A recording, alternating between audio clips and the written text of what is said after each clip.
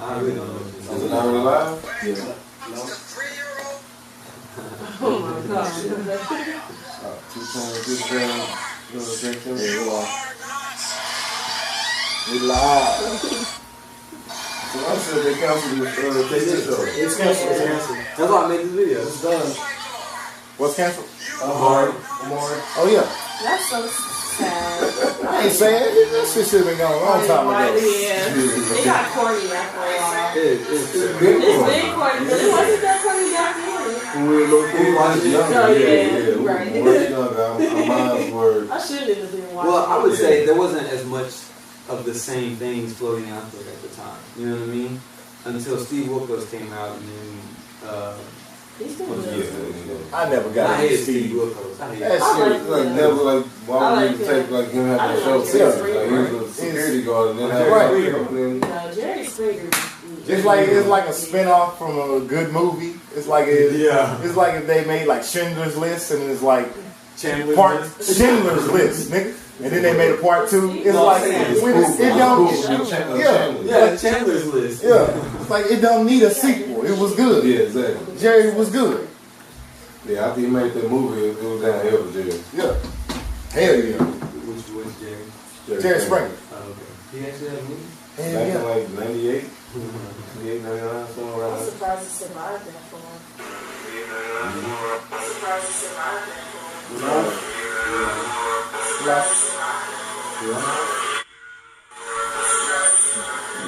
You looping it up, bitch? No, that's just the audio.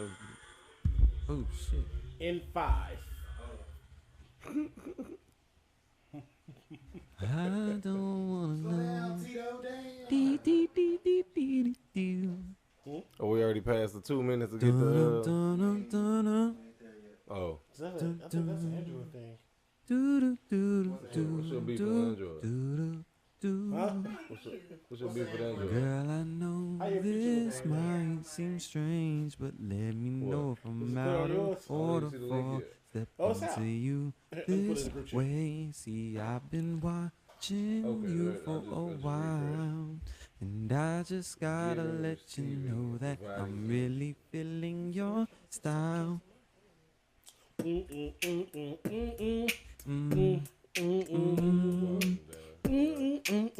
Yeah.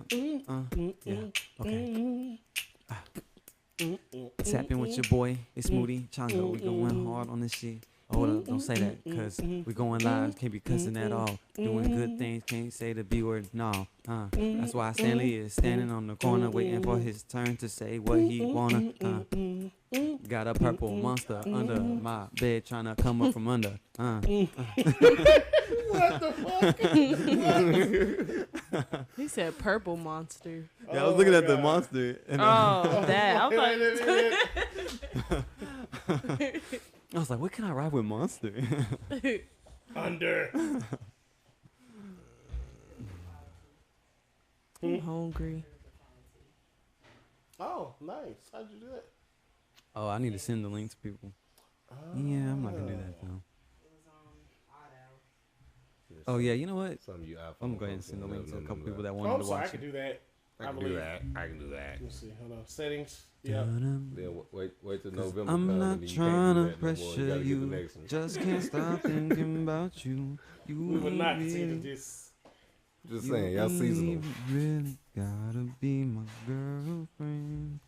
And I just wanna know your name.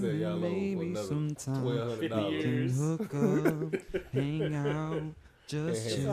One feature, make the camera just a little bit more clear. We live? Can y'all hear me? Girl, I'm in love with you. This ain't a honeymoon. No, I mean audio. This how you feel? That's the infatuation phase. All right, guys. In 5, 4, 3, 2. All right, everybody. I want to welcome y'all to the most dangerous show on YouTube, R.N.S. Here. Oh my Yippers. And of course, you already know what it is, man. I'm your host.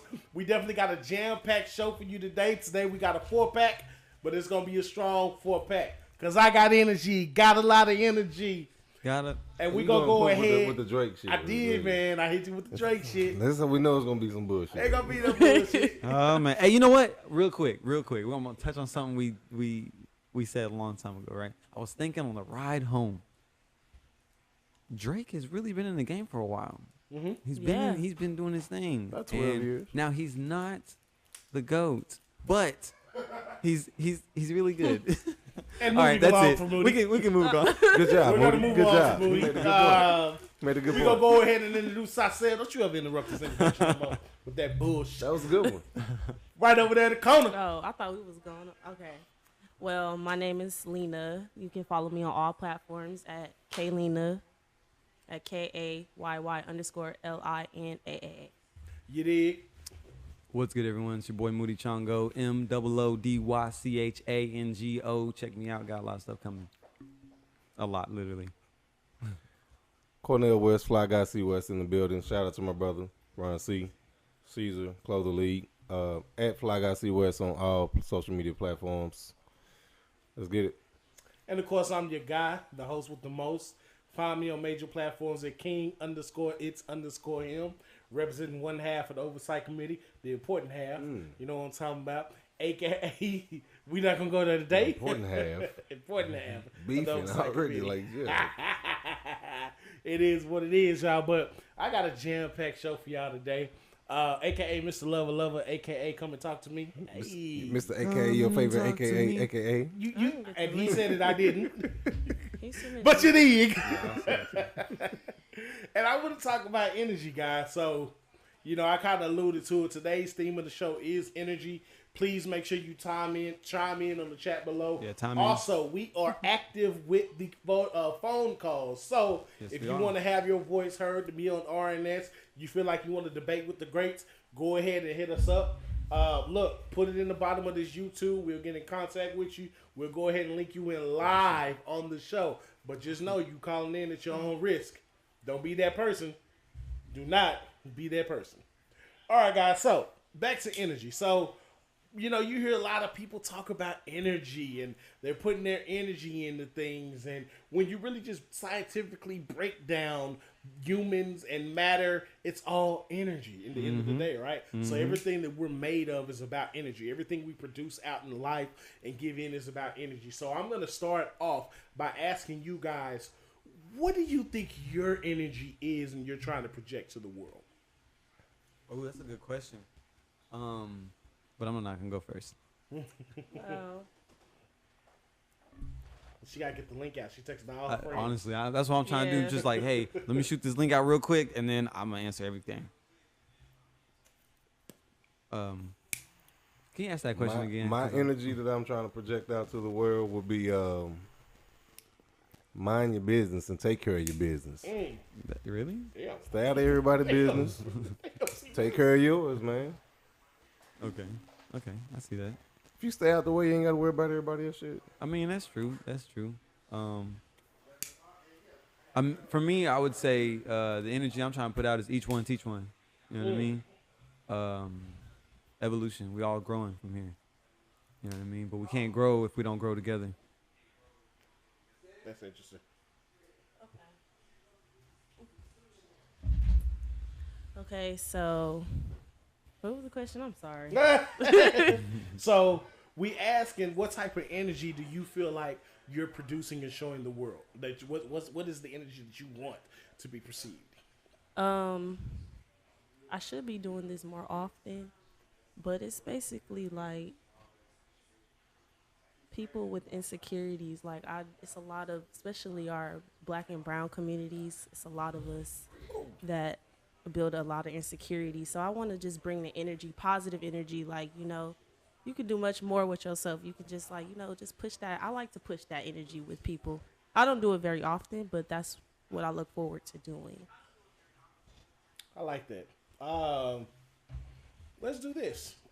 The energy I want to bring out is, I've been quoting this for a very long time. I got this from Mr. Willie Moore Jr. I thought you were gonna say Willy Wonka. Ain't gonna lie. Who the hell's getting shit from Willy Wonka? But it's live, love, and love life. Okay. And he told me this as a teenager, guys. Shout out to him as a teenager. Can you say it again slow for the audience? Live love, love love, and love life. Yeah. And what that means is, if you're biblical, one of Jesus' last command was to love. And if you loved, you wouldn't commit the other sins. Yeah. The commandments wouldn't matter. Love. You have to love to love. Like, I hear people all the time say they hate love. Yeah. I hate love. I hate relationships. I hate this. You have to love in order to enjoy it. Exactly. And then love life, because this is what you got, man. You're here. This is what you got. You know, if you, not everybody's gonna be rich, right? Yeah.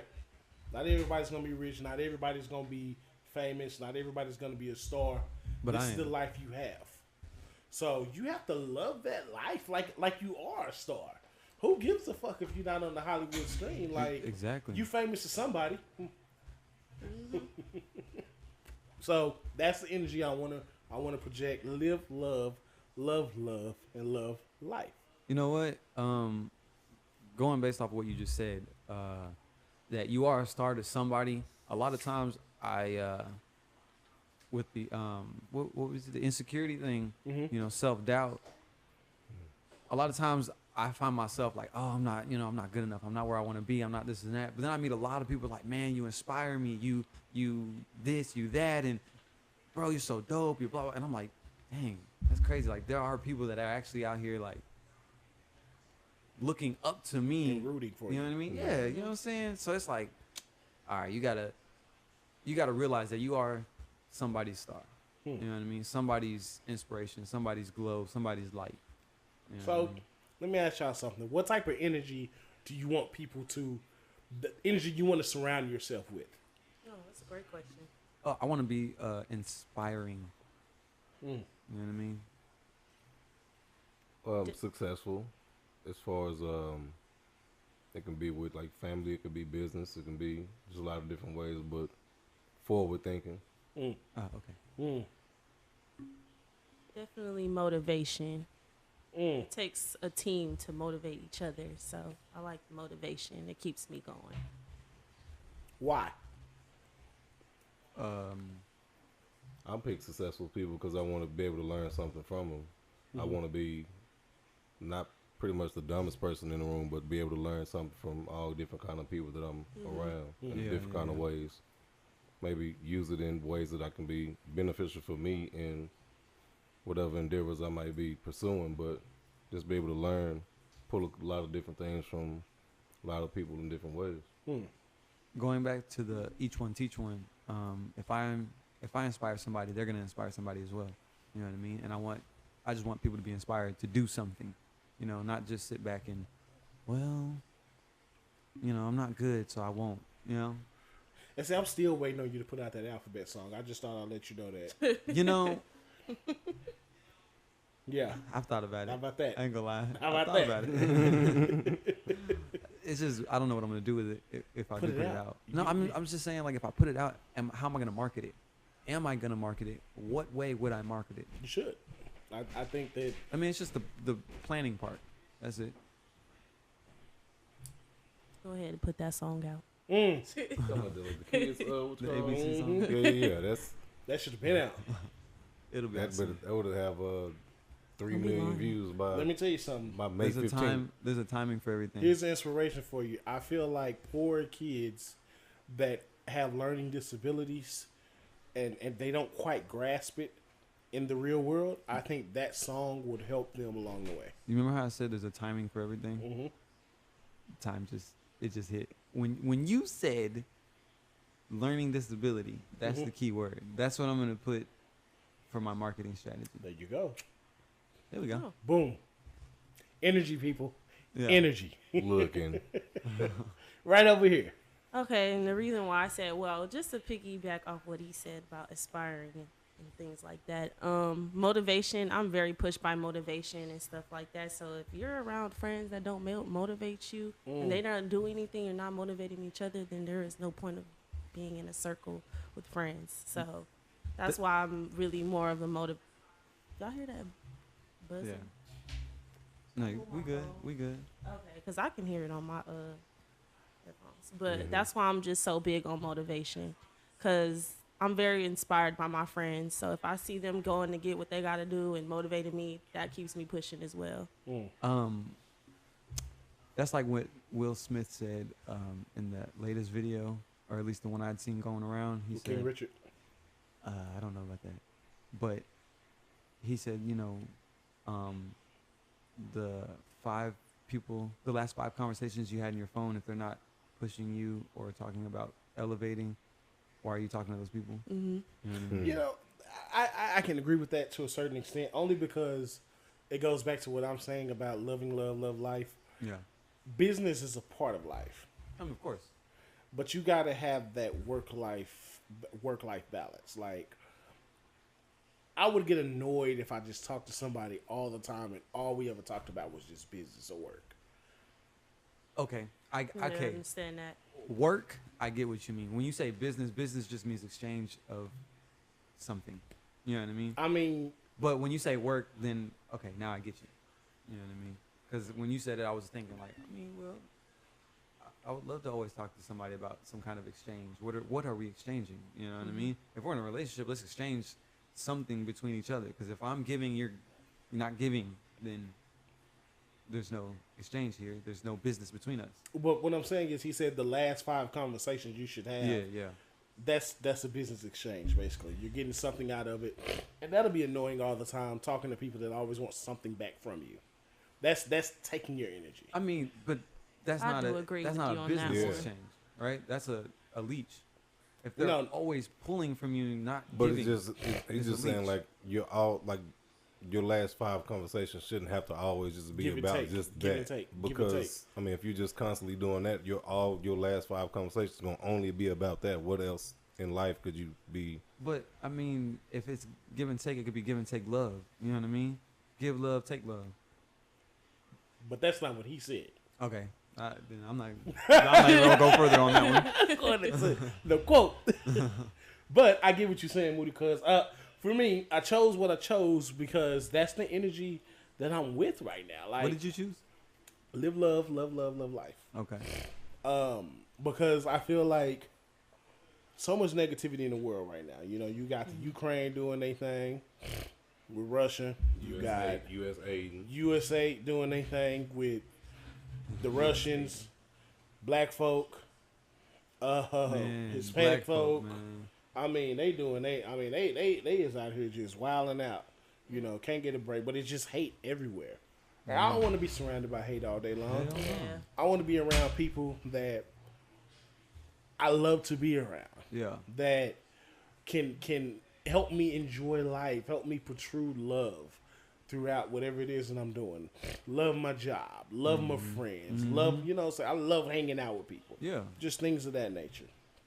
So we got a YouTuber that says, if you're the smartest person in the room, you need new friends. Exactly. That's like what I was saying, yeah. And she also said, I attribute the majority of my success to the people I surround myself by. Yeah.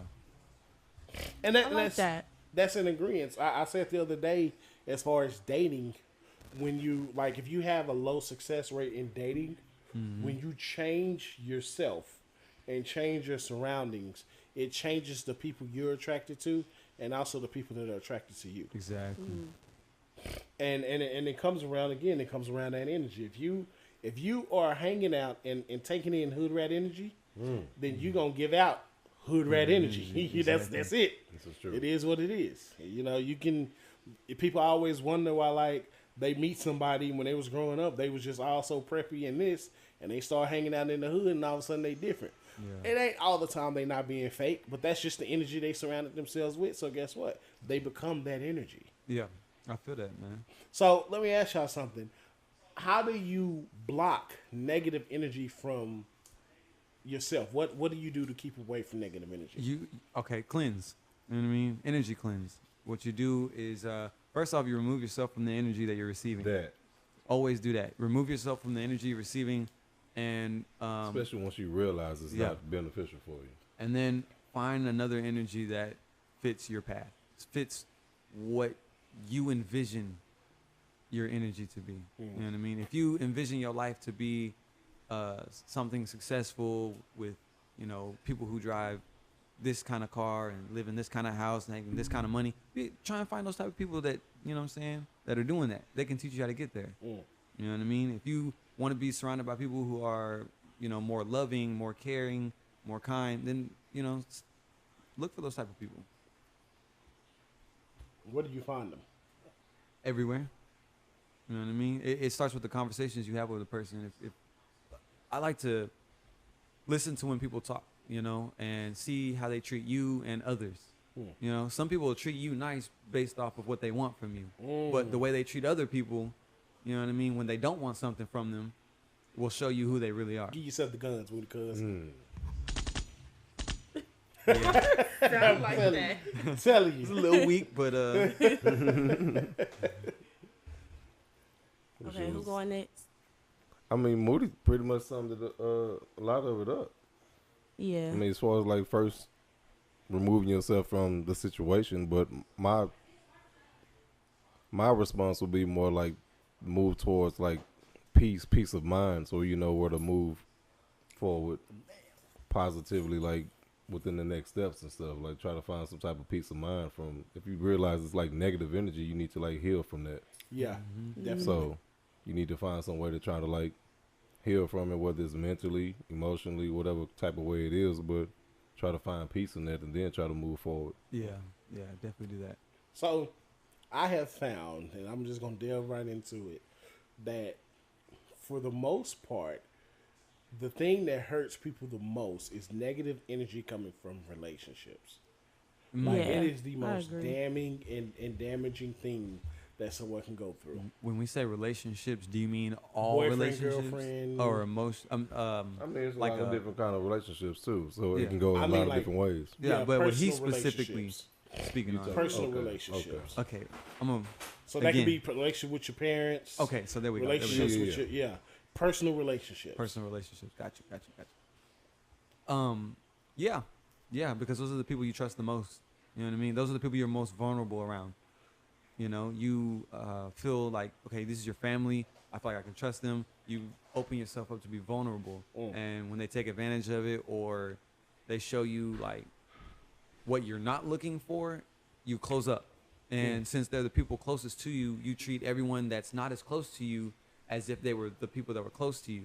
You know what I mean? And so you try to avoid getting what you've already gotten before. You know? What do you mean by what you're not looking for? So say you don't want somebody around you that's almost like a bully, you know, an emotional bully. So if you find somebody that comes into your life that says a triggering word to you, that's emotionally bullying, and you'll treat them a certain way, Okay. you know? That was some dick. Movie cuz hit gonna get. I really hate that noise. It's like, Yeah, it's like one of them old school World War One So- machine guns. So how do you fend that off when it comes to that personal relationship? Like, World War II had what machine is guns, not what World is War One. what is the steps or techniques that you're using to get past that? Because I think for the most part, I think we've all had personal relationships that we just like, damn. healing. Well, yeah, I was about to You say gotta, that. sorry to cut No, you go ahead. off. You gotta heal from that. Give yourself some time, because like I do see a lot of people that get out of relationships and they jump back into a relationship, and they take that from that, usually take that hurt and that pain, put it into another Right into relationship, another and one. that's why it doesn't work out. So you gotta give yourself that time, and don't rush your time. You know, Yeah. like some people like, oh, it's been a year, I've been single, now I need to go find a relationship. No, don't do that. Just give yourself some time. So I See, say the healing. Here's what we all miss, right? I would say ahead. you have to find a way to realize and make yourself happy. Yeah.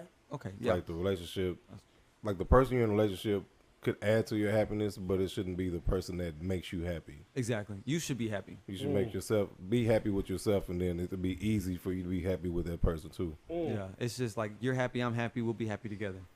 But what I was Yeah. gonna say is what a lot of us miss, right, is that most of our relationship problems come from the home, from the family, Right. from our younger selves. So that's where all our trauma originally begins. Biggest thing I would say is go back and clear up that trauma first. You know what I mean? Once you've cleared that trauma and you've healed from that, whether it be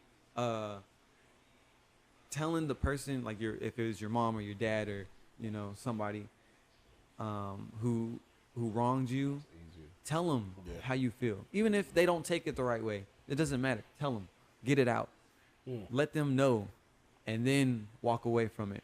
You know what I mean? So that way you can heal properly. Walk away from it or the person. Walk away from it. The trauma. Because just because you walk away from the person, you can still hold on to the trauma. Yeah. You know what I mean? Mm-hmm. So you leave the trauma with that person, and you walk away, and then you heal. You know what I mean? Then you go find and do what you love to do. Because it's harder to find what you love to do when you're still holding on to what's wronged you in the past. You know what I mean? It's harder to heal. You can still heal. I'm not saying you can't, but it's harder to.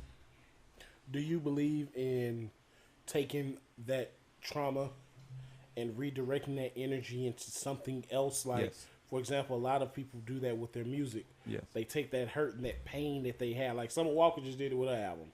She took all the hurt and pain that she did, and she made.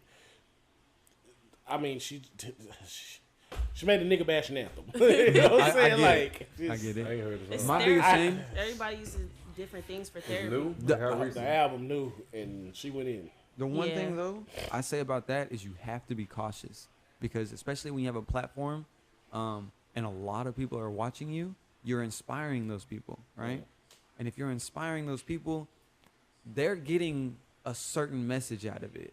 For you, you're letting it go. For them, they're like, oh yeah, I've been through this too, so fuck this nigga and fuck that and this and that. You know what I mean? So it could be taken the wrong way. You know what I mean? So if you're gonna give that kind of trauma, like push it out in that sort of way, you have to give some kind of like,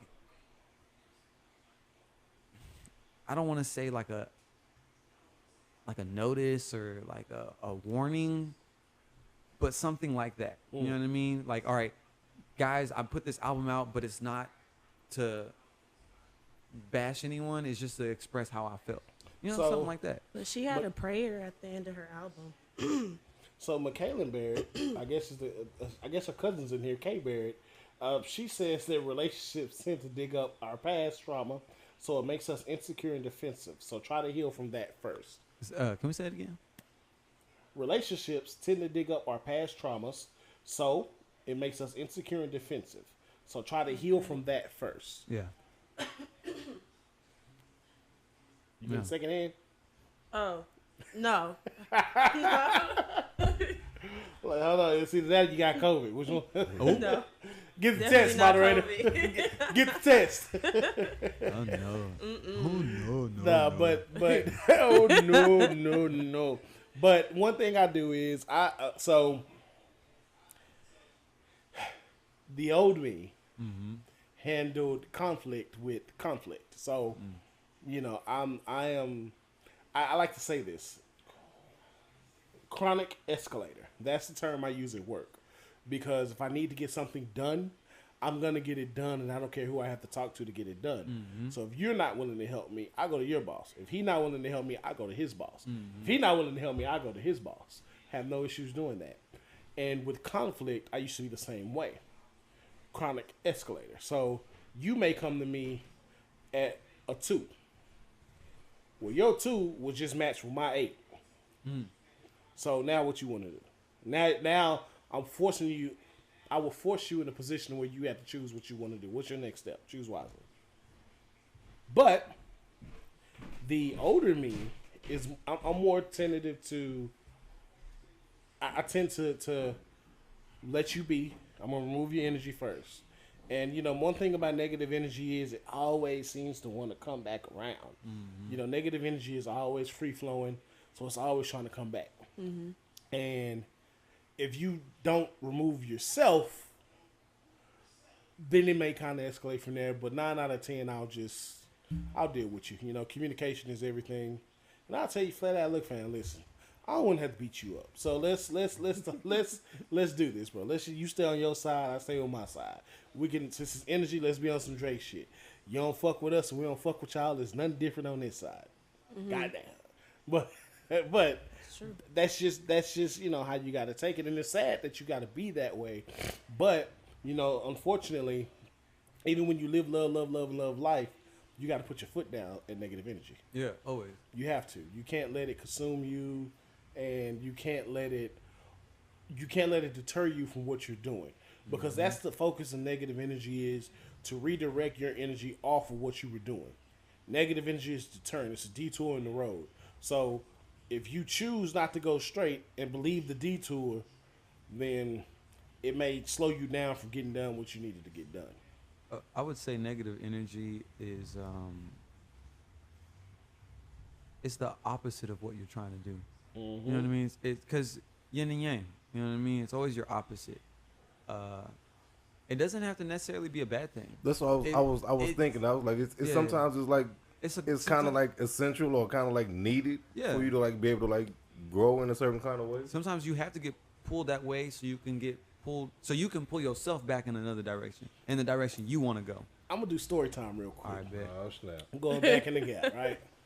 So, me, B is the moderator, Stanley, and Stanley's wife were at Royal Lane Studio in Royal Lanes in Irving, right? And we were shooting the Try If You Want video for Stanley Jenkins. We had been there for 8 hours, biz. And we were talking about doing the show because me, Stanley's wife, and Stanley were all in this good debate. And we were talking about doing the show. So when Biz moved to his other studio, we were like, hey, you remember that show we were talking about? And this is like 6 months down the line. You still want to do it? Yeah, I'm down to do it. As a matter of fact, I'm opening up a studio in Arlington. Really. Fast forward, Biz moved to Arlington. We come shoot another video. Y'all want to shoot that podcast still? Y'all want to shoot that podcast? We go out to try to find people to do the podcast. Everybody's shitting on us. Yeah. That shit ain't gonna do. We don't want to do that. Nobody want to say that. What y'all doing? Like, what y'all gonna talk about? What the subject gonna be? We go out to a birthday party. We link up. We meet. We see this young man with his wife having a good time, possibly drunk. We saw holding a conversation and having a conversation, and we said, "Say, man, we finna do a podcast, and you should come join the podcast." Mm-hmm. Sally sit said, on the first, or sit on the first episode. Or something yes, like that. yes. Sally said, "Okay, yeah, hell yeah, bro, you gotta come." He says, "Okay, I agree to do it." We shot the first episode. Energy was perfect. My brother, we got a permanent spot for you. What's up? And introducing Mr. Cornell West. That's crazy. But if you knew how much negativity we were getting before, how much people talk shit, the shit talkingness. Man, and what's so crazy about it? Like that was we talked about it on a Saturday night. Yep. I think we were probably like meeting to record up here maybe that Monday. Yep. Or Monday or Tuesday. It was within the first couple days. Yep. After we had just had a conversation about it for an hour. You know what's crazy? This is how I got into the podcast. I was actually in here recording in there. I was recording the ABC song. Yes. And I had finished it. And I was like, Al was with me. It was me and Al. And I paid for a session and he paid for a session. For me. He paid for me a session. And I was like, you gonna pay for me a session? He was like, yeah. I was like, all right, bet. Cool, let's keep it going then. So I recorded the song, finished it up, and I was like, all right, I'm gonna get up out of here. I see you later. Walk outside, and I see the lights and cameras. I said, whoa, what's going on here? This is right up my alley. You know what I mean? And y'all was having a conversation. I was listening, and I was like, man, that sounds like something like, you know what I mean, I'd be into. So I was like, hey, look, I don't mean to interrupt, but I'd like to put my point of view on it. He was like, go ahead. Said what I said. He was like, you want to join the podcast? It's about to start. All right, cool. Sat down. And rest is history. Yeah. Yep. Moody Cuz. That transition to Moody Cuz was so crazy because it went from, if you could watch the episodes and how extreme everything got. The episode where it said, Moody Cuz, do you got bitches? That was. That's when he settled in. After that it was golden. It was locked. Moody Cuz. But that's the type of energy when I say positive energy breeds positive results. Mm-hmm. I mean, we're now 3 years. This is third year in a row. You know, we had 30-something episodes last year. Mm-hmm. You know, we had 25 episodes the first season, 30-something last year. We're rock and rolling again now. I mean, what more can you ask for? You know? All through COVID. All through COVID. And we're planning to try and get some radio play. Y'all just don't know what's in store. But that is true. We're also on Spotify and Apple. Go check us out. Word from the moderator. Spotify, Apple, pushing towards iHeart. We everywhere now, you know. And it's all about energy. Meeting B is just all about energy. You know, you had to surround yourself with positive people for positive results. So what happens when you meet somebody that's positive that you just can't seem to get rid of? What do you do? You said Wait, positive that what? you can't get rid of? Negative. Oh, I said I was like, dang, I'm My trying to get rid of a apologies, positive America. person. I say, why are you trying to get rid of the positive? Right. That's what I was thinking. But Well, Magic see, Johnson how did do it. you it's really much. stop, man? Stop. Throw the ball. No, man, don't do that. Don't do that.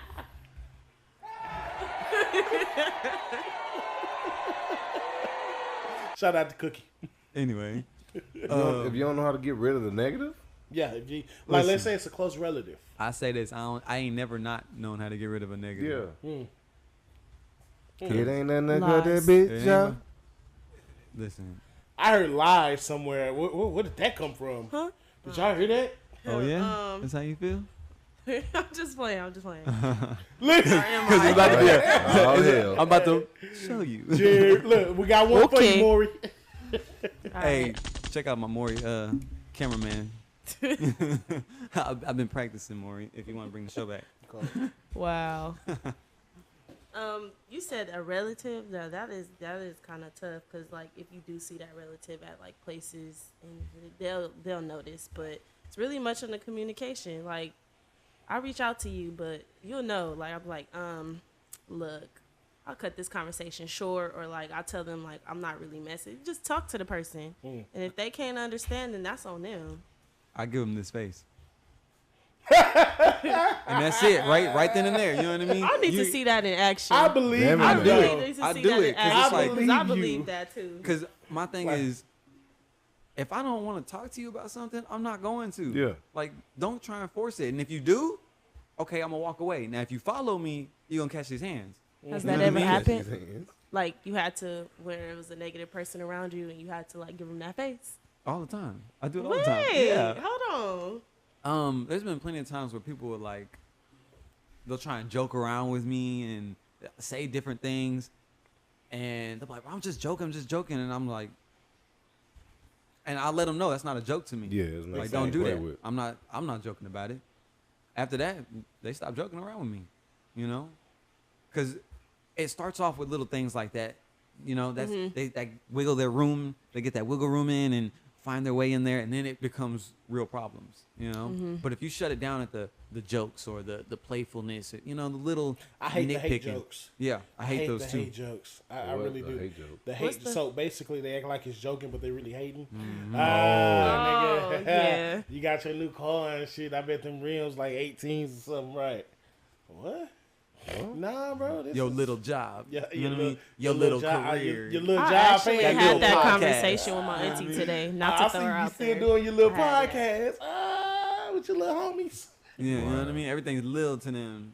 Yeah, How it's do you like handle those? Because like recently, it ain't like little. today, I tell them, I ain't little. I had that conversation with my auntie. I love you, auntie, but she we was talking about because I recently just moved out here, and she was talking about, oh, you just moved out there, that's on you, and saying little stuff like that and joking, and I was just like, I laughed with her, but like I didn't find it funny. She said if you would have stayed out in California, you'd probably be living a little better. First So of I all, was just like, the first problem is you laughed. That's the first problem. Don't ever laugh. I stay silent every time. but how could she know? But like I'm on the phone with her, so she couldn't When know. when Like it gets quiet, So she knows. Oh, I messed honestly, up. what I've learned is when it comes to our elder adults, you have to be direct. Yeah, you have to be an adult. Like with like them. literally like auntie, listen, They're gonna treat you like a child. this was the best opportunity for me. I'm grown now, you know, I'm 20 whatever years old, and this is the life I chose. Yeah. I would hope you would be rooting for me to succeed instead of wanting me to stay somewhere where I was uncomfortable. yeah. And I mean, you just got to be that serious, and Yeah. they'll change their tone eventually. But if they keep going, then you know, I just can't fuck with you. Now your phone calls is going to be ignored Yeah. because I will ignore That's you. True story. Me and so I always say this: family don't make you blood. And blood don't make you family. Excuse me. And here's why. I'm gonna have a real truthful moment with y'all. Does Crippen make you family? Sometimes. So, my mother's side of the family, you know, I told y'all last week about my grandmother, how she put all her sisters through college and brothers through college, and how she was the real matriarch of the family, and moved the mother down here and all this other stuff. And when it comes to my mother's side of the family, that's as far as it goes. I refer to them as those people because I don't know them. These are people that I haven't talked to in over 20-something years, but they still want to call you family. Yeah. They haven't came to see my grandmother. My grandmother had a stroke when I was 12. Told she was paralyzed, whatever, what have you.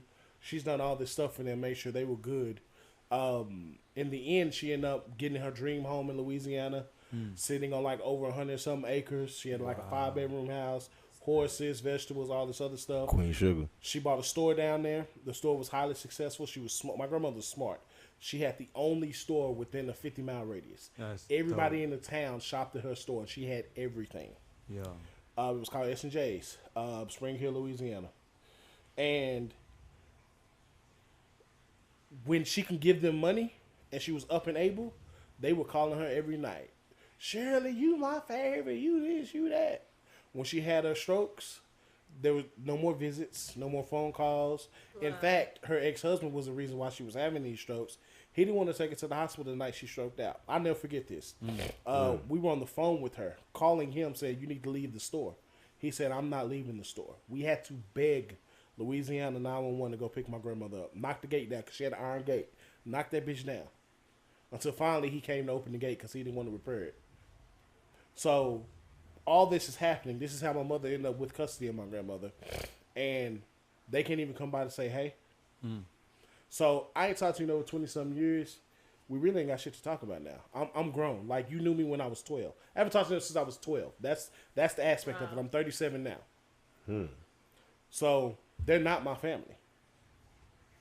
And they are very negative people. Yeah. You know, they look down on people. You know, they feel like because they're successful that, oh, we're this and we're that. And, you know, I'm a doctor. And my husband's an architect. And they look down on people. Yeah. And I prophesied something to my grandmother when I was little. And I hate I did that. But it was what was on my heart. I said, Granny, you're going to outlive all your brothers and sisters. And unfortunately, that's what's been happening. Even in the state she's in now. Because, again, she's been paralyzed on the right side since I was 12. So, when it comes to them and that energy, I had to cut it off completely. Yeah. We have nothing to talk about. There's nothing to salvage. Like I said, they're strangers to me. And I treat them like strangers because I don't know you. You don't know me. There's no... The kid you knew is gone. And plus, I feel like I'm a generation removed from the entire family anyway because I'm in my own generation. Those are my mother's aunts and uncles. So their kids are in their generation with my mother, and then there's me. I'm in the generation of my own. So I was already removed anyway if we're going by genetics. But the sad part about it is, like I said, my grandmother, you know, she's approaching that age, you know, and she can't get a birthday card, a gift, a Happy Mother's Day, a thank you for anything. And that's okay because she gets it from us.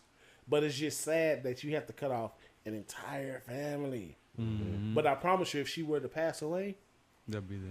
They'll be, what y'all giving away at Shirley's? She had a nice ring. Oh, it'll happen. I promise you. Because that's just the type of people they are. Yeah. So, oh yeah, God told me y'all not getting into heaven. I just thought I'd let y'all know that. Dang. Alrighty then. Alrighty then. What's Sorry. So let's move forward to our next discussion. Did that get too deep for you? Yeah, no, not really. It just, I mean, it's the truth. You know, one thing about, let me tell you something. R.N.S is almost like my therapy session. I vowed this year to keep everything as open and as honest as I can. I like that. You know, especially when it comes to things like that. Same. Because if you don't talk about it or if you try to hide it, that means it bothers you. Exactly. Yeah. And I'm not giving them that energy anymore. You don't get the energy. You don't get the satisfaction. You know, my cousin, what would be my cousin, my mother's sister. My mother has an adopted sister that again, whole another story. But her son plays for SMU, #1 receiver. And he's about to go to the league next year, guaranteed. Like, he's that good. Brandon is that good.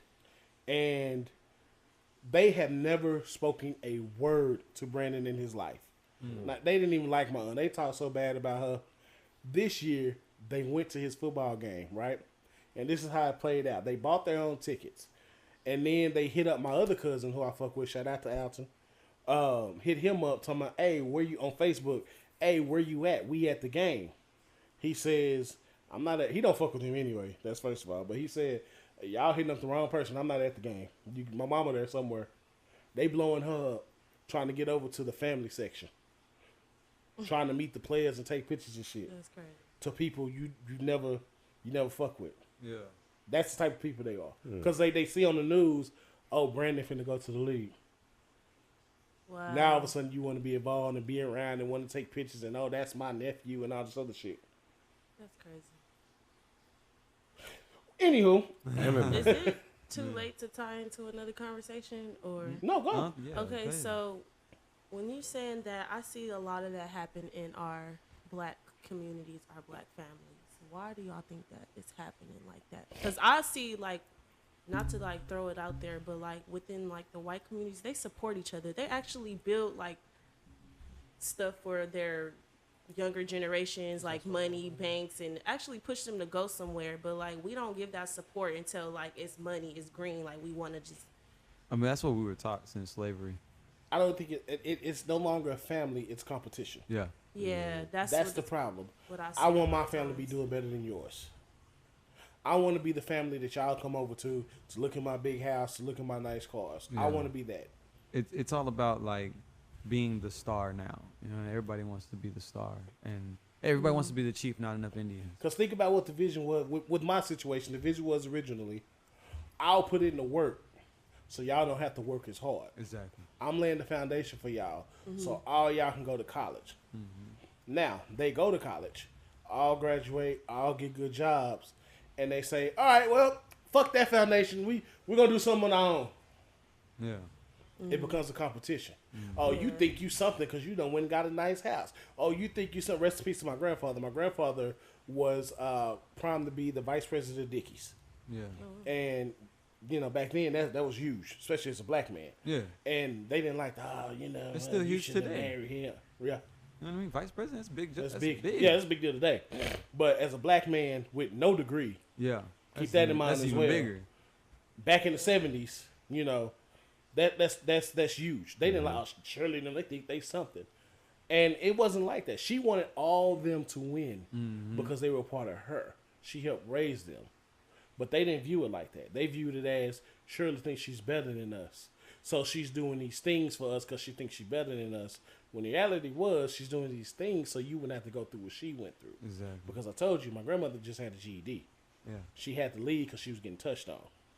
So they didn't live the same life, and she didn't want them to live that life, but they don't view it like that. So when it becomes a competition, it's a problem. Same thing with relationships. If you competing with your mate, it is a problem. There's not a competition. Y'all build together. Right. Together. Whatever you're doing. I encourage my mate. I want my woman to be the most successful woman. I want her to be more successful than Michelle Obama. Yeah. And I'm gonna push her every step of the way. I'm her premium gas, and I'm gonna gas her up until the day we die, because that's my baby, and that's just what it is. Okay. Like I am her biggest fan. I'm her biggest fan, and it's supposed to be like that. Exactly. When we have children, I'm their biggest fan. We're gonna be their biggest fan every step along the way. That's how family is supposed to be. And when you get away from that module, things start happening. When someone, you remember on Juice, when Raheem said, ain't no, I don't know if y'all seen Juice, but when he said, ain't no one man bigger than the crew, same thing with family. Ain't no one man bigger than the family. And I say man and women, mankind. Ain't no one man bigger than the family. That's what other races teach. When they have their matriarch and their patriarchs, there's not one man bigger than the family. So we gonna take care of y'all because y'all took care of us. With Asians and Hispanics, they do that. People used to laugh because they see 10 Hispanics living in one house, not knowing they was all saving money. Heck yeah. Buying other houses. You know how cheap that is to have that. Telling you. Come man. And they qualify for government assistance. For everybody to be eating like pocketing the whole. You got everybody in the family that's working. Kids going to school, but you got mother and father in the house. Three or four families. Y'all guaranteed babysitters. Y'all staying in the 4 or 5 bedroom house. Everybody learning how to cook. You know what's crazy? My save so much money within like just 1 year. My aunt and uncle, they have a ranch, and It's really nice. and they bought the ranch and built 2 houses for their kids. One for the son and his family, and the daughter and her family. That's how it's supposed to be. Yeah.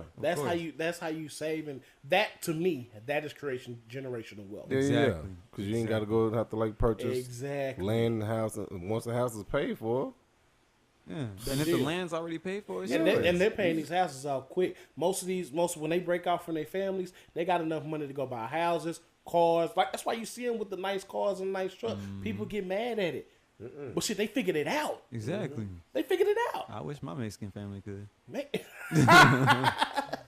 But that's the American dream. That's the real American dream. Yeah, it is.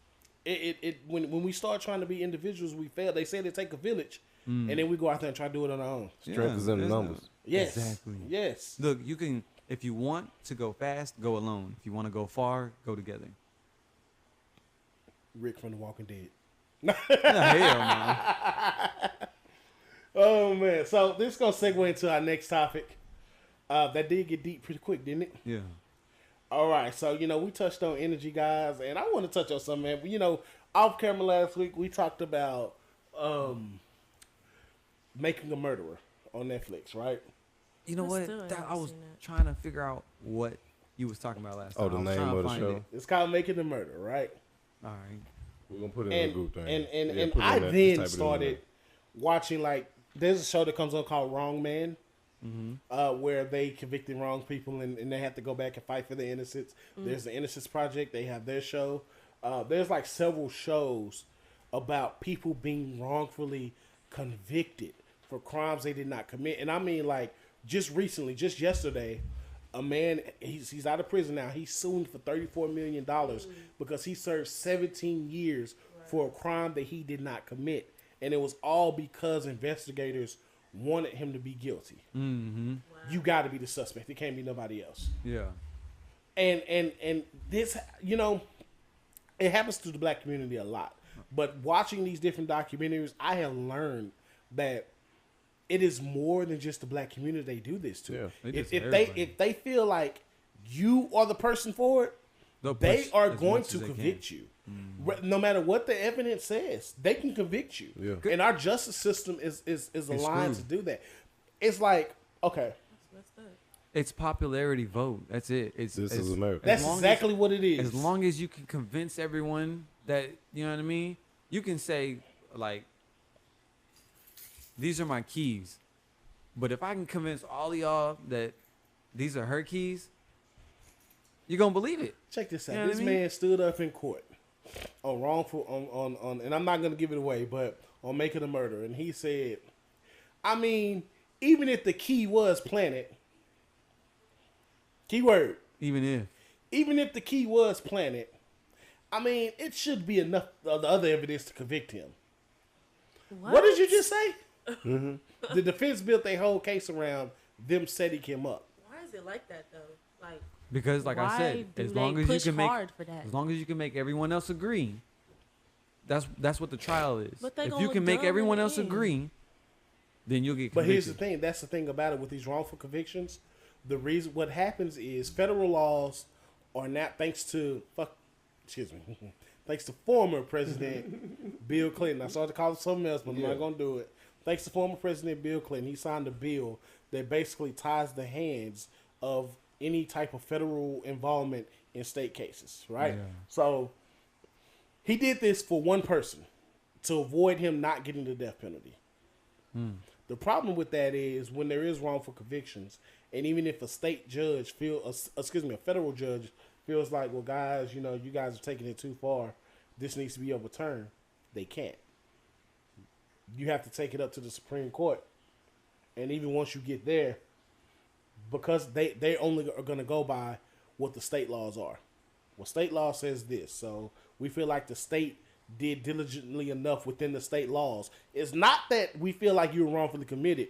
The state case was done within the state laws, so we can't overturn this conviction. Exactly. See, it's not about whether you're right or wrong anymore. It's whether, you know what I mean, does it fit the conviction? Denzel said it best. It's not what you know, it's what you can prove. Exactly. It's a popularity contest. If you ever get a trial by jury, run. it's a popularity contest. If you get that's why Johnny Cochran was able to get off so many people he was able to get off. Because he's a smooth talker.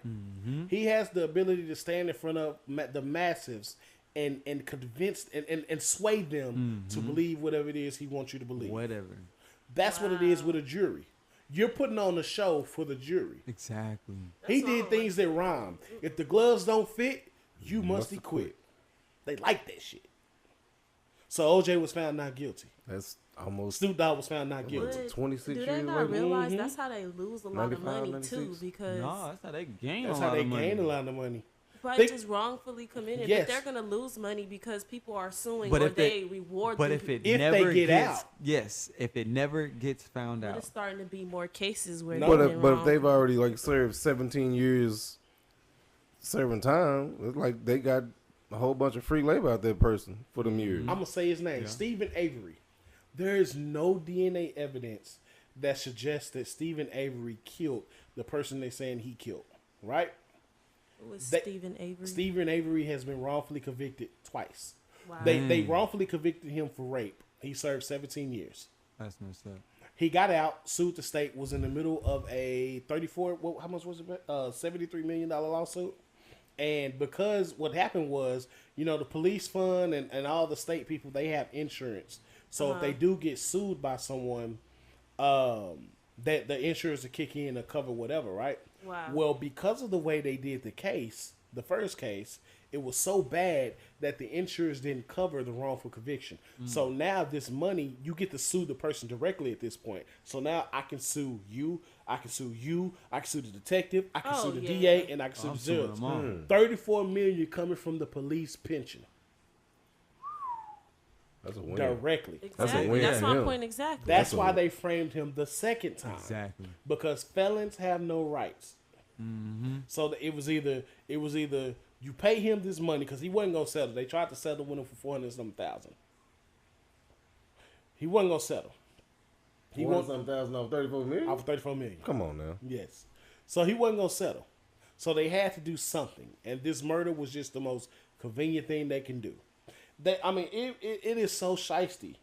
They put blood in the car, like his blood. Listen, You gotta watch it. y'all got to see this shit. We're gonna watch it. And the Tonight. flip side of it, It's gonna have you up for a few hours for real. there's okay with that. there's two other viable suspects that probably really did it, and the police know this. Wow. But if he would ever get out, that 34 million is gonna be close. They It's might gonna as well be shut bigger. the whole police fund down. Man, what? At this point. But the thing is, they won't ever get out because the federal judges, it's nothing they can do. Yeah. And the federal judge even said, like, this is debacle. This is stupid. But see, if he were to get out, that means He would have to go to Supreme he already been there. for the first case or for the second one. He got off the first case. But what about the second one? That's the one he's in prison for. So he would have to go Supreme He already went. for the second one. So Oh, now man. his lawyer keeps bringing in evidence. She has a strong case. Yeah. And when I say a strong case, she has a witness that saw the people I said did it pushing the vehicle. I didn't tell you that. She just presented this in December. She went back to file another appeal because she has a witness that says she saw these two people pushing the vehicle onto his property. It is so fucked up. The justice system is designed to fail. It is. I have no faith in the justice system now. It is. If you ain't going to federal court, you're gonna get fucked. I'm just letting you know that now. So do we know how we can get to a federal court? Appeals. Okay, so can we like The only way you get to a federal court off top is if you do a federal crime. Okay. If it's a local crime, then the state handles it. Okay. So And the state, they don't want to look like they don't know what they're doing. So just imagine this. Imagine the DA. No, let's go back. Imagine the Attorney General having to admit that, yeah, I wrongfully pursued a conviction on this man, and then going down to the local DA, and then going down to the police chief, and then going down to the lead detectives, and then it's so many people that was involved in this, planting evidence, things coming up missing, open evidence bottles, needle spots in DNA samples. The level of corruption on this joint is like ridiculous, man. And they didn't just get him; they got his nephew, who's mentally slow. Coerced him into a confession. He's now serving life in prison. So that right there should already be a federal offense. He's been in prison since he was 16. He's now like 30. See, that's already a federal offense, though. So if they can prove that they coerced him, that's a federal offense against the court. By the letter of the law, the police were well within their rights because we have this stupid thing saying that police can be deceptive. Yeah. And see, he was 16-year-old mentally challenged kid. There's nothing to protect him. And that's how they got. Yeah, that's why they built. All they keep saying like is, that. well, when we were see talking us. to him, we didn't feel like he was mentally slow. We felt like he had the symptoms of someone who was guilty and needed to get it off his chest. The boy can't spell detective. It was certain words that he didn't know what the definition of them were. You know, they won't even play his full confession tape in court. At the end of his confession tape, his mom comes in there and she says, "What happened?" He said, "Mom, I said something I should have said, but I didn't do it." "Well, why did you say that?" "Because they kept making me. They kept pushing me. I didn't know what else to do." I mean, at that point, they should make him take a mental test. You know what I mean? They've already got his IQ. They know his IQ is below average. Gotta watch the show, man. You gotta watch it, because All right. when I say the level, I'm ready to watch the level of everything corruption. how you thinking is how we were sitting there watching it like come on, man. But you know why wrongful convictions are high? Because prisons are so big. Prison is big business. It is. It's the biggest Yeah, business we they have make next it to big pharmaceutical. Business. So if they, regardless if you did it or not, what do you say on life? We got how many years? The state of Mississippi got. We got 60 years. The state of Mississippi got 60 years out of them. And that's 60 years. Just think about it. They get paid for that. Yeah. If you doing a job in prison, they paying you pennies on the dollar, and they taking the rest of that money and banking it. So this is a $20 hour job. They agree to do it for 16. You get paid 50 cents an hour. We keep $15.50. And every we person. Free labor per person, and we working you 12 hours a day. Per person per hour. Remember that. Modern day slavery. Our license plates are made by prisoners. To the 13th Amendment. Well, I know we ain't got no time, but I need education on that. I didn't know that. License plates are made by We're prisoners. going to watch some shit today. That's what License a lot of these big businesses have shifted their work over to prisons because it's cheaper. It's cheaper. It's slavery. It is slavery. It's legal purpose. slavery. The 13th Amendment. And when you think about it, after if you start working and you go to prison, after about the first 10 years, people start falling off. This man lost 4 or 5 different girlfriends. He lost his wife, his kids, all his girlfriends he ever had because they thought he was getting out. One girlfriend they chased off. She was on parole. They put her on a no touch list. You can't talk to him no more. Then when she did it illegally, they said, "Look here, if you talk to him again, we're gonna lock you up." She had to break up with him. So that's even more taxes on them. So now you in prison, your family dies off, your kids don't fuck with you. Wow. He had 5 kids. No communication now. You know what I mean? How many wrongful convictions are just on this show? On that one? Just the show. On that show, it's just about him and his nephew. No, I'm talking about the whole. But if you look at the grand grand scheme of like Wrong Man, they had like 6. If you look at the Innocence Project, Google the Innocence Project, it's thousands. Wow. Thousands. And the only thing that's helping these people is DNA. But the problem is if there's no DNA, or if you don't have a lawyer that knows how to file an appeal to get them to check the DNA, you stuck. Yeah. Because these inmates can't afford lawyers. So the Innocence Project steps in, and honestly, the Innocence Project steps in when they know, they pretty much know they can get your. I know you're not guilty of this. I 1,000% know you're not guilty, and I can get this overturned. They only take cases like that. I'm gonna look at that because at some point, when you realize, when you see, okay, this many cases have become overturned, we have to do something to change the system. No, it's money. I know, but you take that to the court. Now it's not gonna be easy. It would never be easy. No, I mean, you take them to the court, they still gonna rule against. I mean, they're gonna rule in favor of whatever they originally ruled for. But what we would do, we're not fighting the cases. We're fighting the system. That's gonna be a lot harder. That's but that's where you're gonna have to have a lot. Want me to tell you what you lose of the evidence. That starts on grassroots, as far as like primary elections and exactly. stuff. And no one is willing to change the Constitution. I am. No, I'm All saying. that stuff I mean, is but you gotta have like outdated, a lot of too. people Like, like to. why don't just So change then, it? I mean, after a while? that's something we'd have to put out there. You know what I mean? A lot of people don't think about that. Stanley Jenkins said the justice system is designed to screw us over. It is. Yeah. So here's my thing though. Here's the thing. Not only is it written in the Constitution to fuck us over, but the nephew. I'm gonna give you a little bit more details. They said this is the picture that the DA painted in court. This woman, they cut the woman's hair. That's DNA, right? Mm-hmm. Okay. There's no hair to be found of hers anywhere. They cut the woman's throat. There's absolutely no blood anywhere. They stabbed her several times. There's no blood anywhere. They raped her. There's no blood anywhere. Is there a knife? Or there's no semen anywhere. There's no murder weapon. There's no body Where is there even a case? in their minds. So if I take this kid to court and I say, well, shit, ain't no DNA. Y'all said he raped her. Where's the DNA at? And here's the sick part about it. He's convicted of rape. The other one got the conviction of rape thrown out. So How is that even possible? If they both raped her? That's what they said. They said they both raped her, but there's no signs of even rape. There's nothing that indicates rape. They combed his mattress that he had up and down. There's no indications of rape. So when you know the odds are stacked against you like that, why would I trust it? Especially as a black man, why will I trust the legal system knowing that it's designed against me? It's no longer. It used to be innocent until proven guilty. No, It's you're guilty. crucified.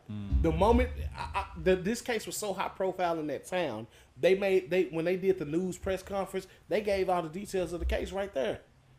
So everybody who was on that jury pretty much heard this man say, "We arrested them for this. Here's the details of what happened." So now you trying to take me the case, and then what fucked it up was they got a juror from that town. You try the case in a whole nother county, but bring in a jury from that town. The They knew what they fix was was doing. in. They knew what they was doing. The fix was in. Again, $34 million coming from my police pension. I mean, it's so much more. It's so much more. But this is becoming a common theme here in America. And the fucked up thing about it is, they make so much money off these prisoners that, like you said, they should be losing a lot of money. It is pennies on the dollar for them to pay their new settlements. Mm-hmm. Pennies on the dollar. Think about the boys from New York. Have y'all seen the Netflix special about the Central Park 5? Yeah, I remember that. Okay. Think about how much money they paid these boys and how long they I served think in it was prison. what? It was 5 of them. Yep. I think they only got like total 40 million or something like that. Mm-hmm. Dang. That was nothing. Pennies on the dollar to them. It was nothing. How much time was they gone? Like 14, Yeah. 14 years, Yeah. 17 years. Yeah. It was different times for each one of them. And check this out. And they didn't issue an apology. Mm-mm. No apology. They didn't issue an apology to. He said he wouldn't. Stephen Avery, because he's a little slow too. He wasn't gonna sue them. All he wanted them to do was to give him a public apology for wrongly convicting him of rape. Because he said, y'all prosecuted me in the public and you told everyone I was a rapist when I wasn't. Apologize to me in public like you did. And they refused to do it. Wow. That's what all this is about. Because he wanted an apology. He wasn't going to sue. This is and I think about it for black men, you know, we get out and they just think like we just supposed to be okay with just overturning the conviction. Yeah. Yeah. Like, Motherfucker, you just took ruined my our life. like, you ruined my life, my kid's life, my family's life, the life that comes after. You ruined everything. The kid Brendan, the one that got wrongfully convicted, he didn't get any. He went to jail, a fucking virgin. Mm-hmm. He ain't never gonna experience no poom poom, no at least no woman poom poom. Whoa. I don't think that's poom poom at He that may time. get some of that badussy. Wow. Wow. He gonna get that. He may get some of that badussy, but he ain't gonna get no real pussy. It ain't gonna be no real badussy. Yeah, no. It's gonna be badass. Wow. That's what we do now. And I mean, it's sad because he missed high school. Man. Badass. Badass, that boy ass. He gonna get plenty of that. There's plenty of that in there. Never heard. And he's a little slow, so he just might. No. I mean, well, okay. He said it's okay. Man.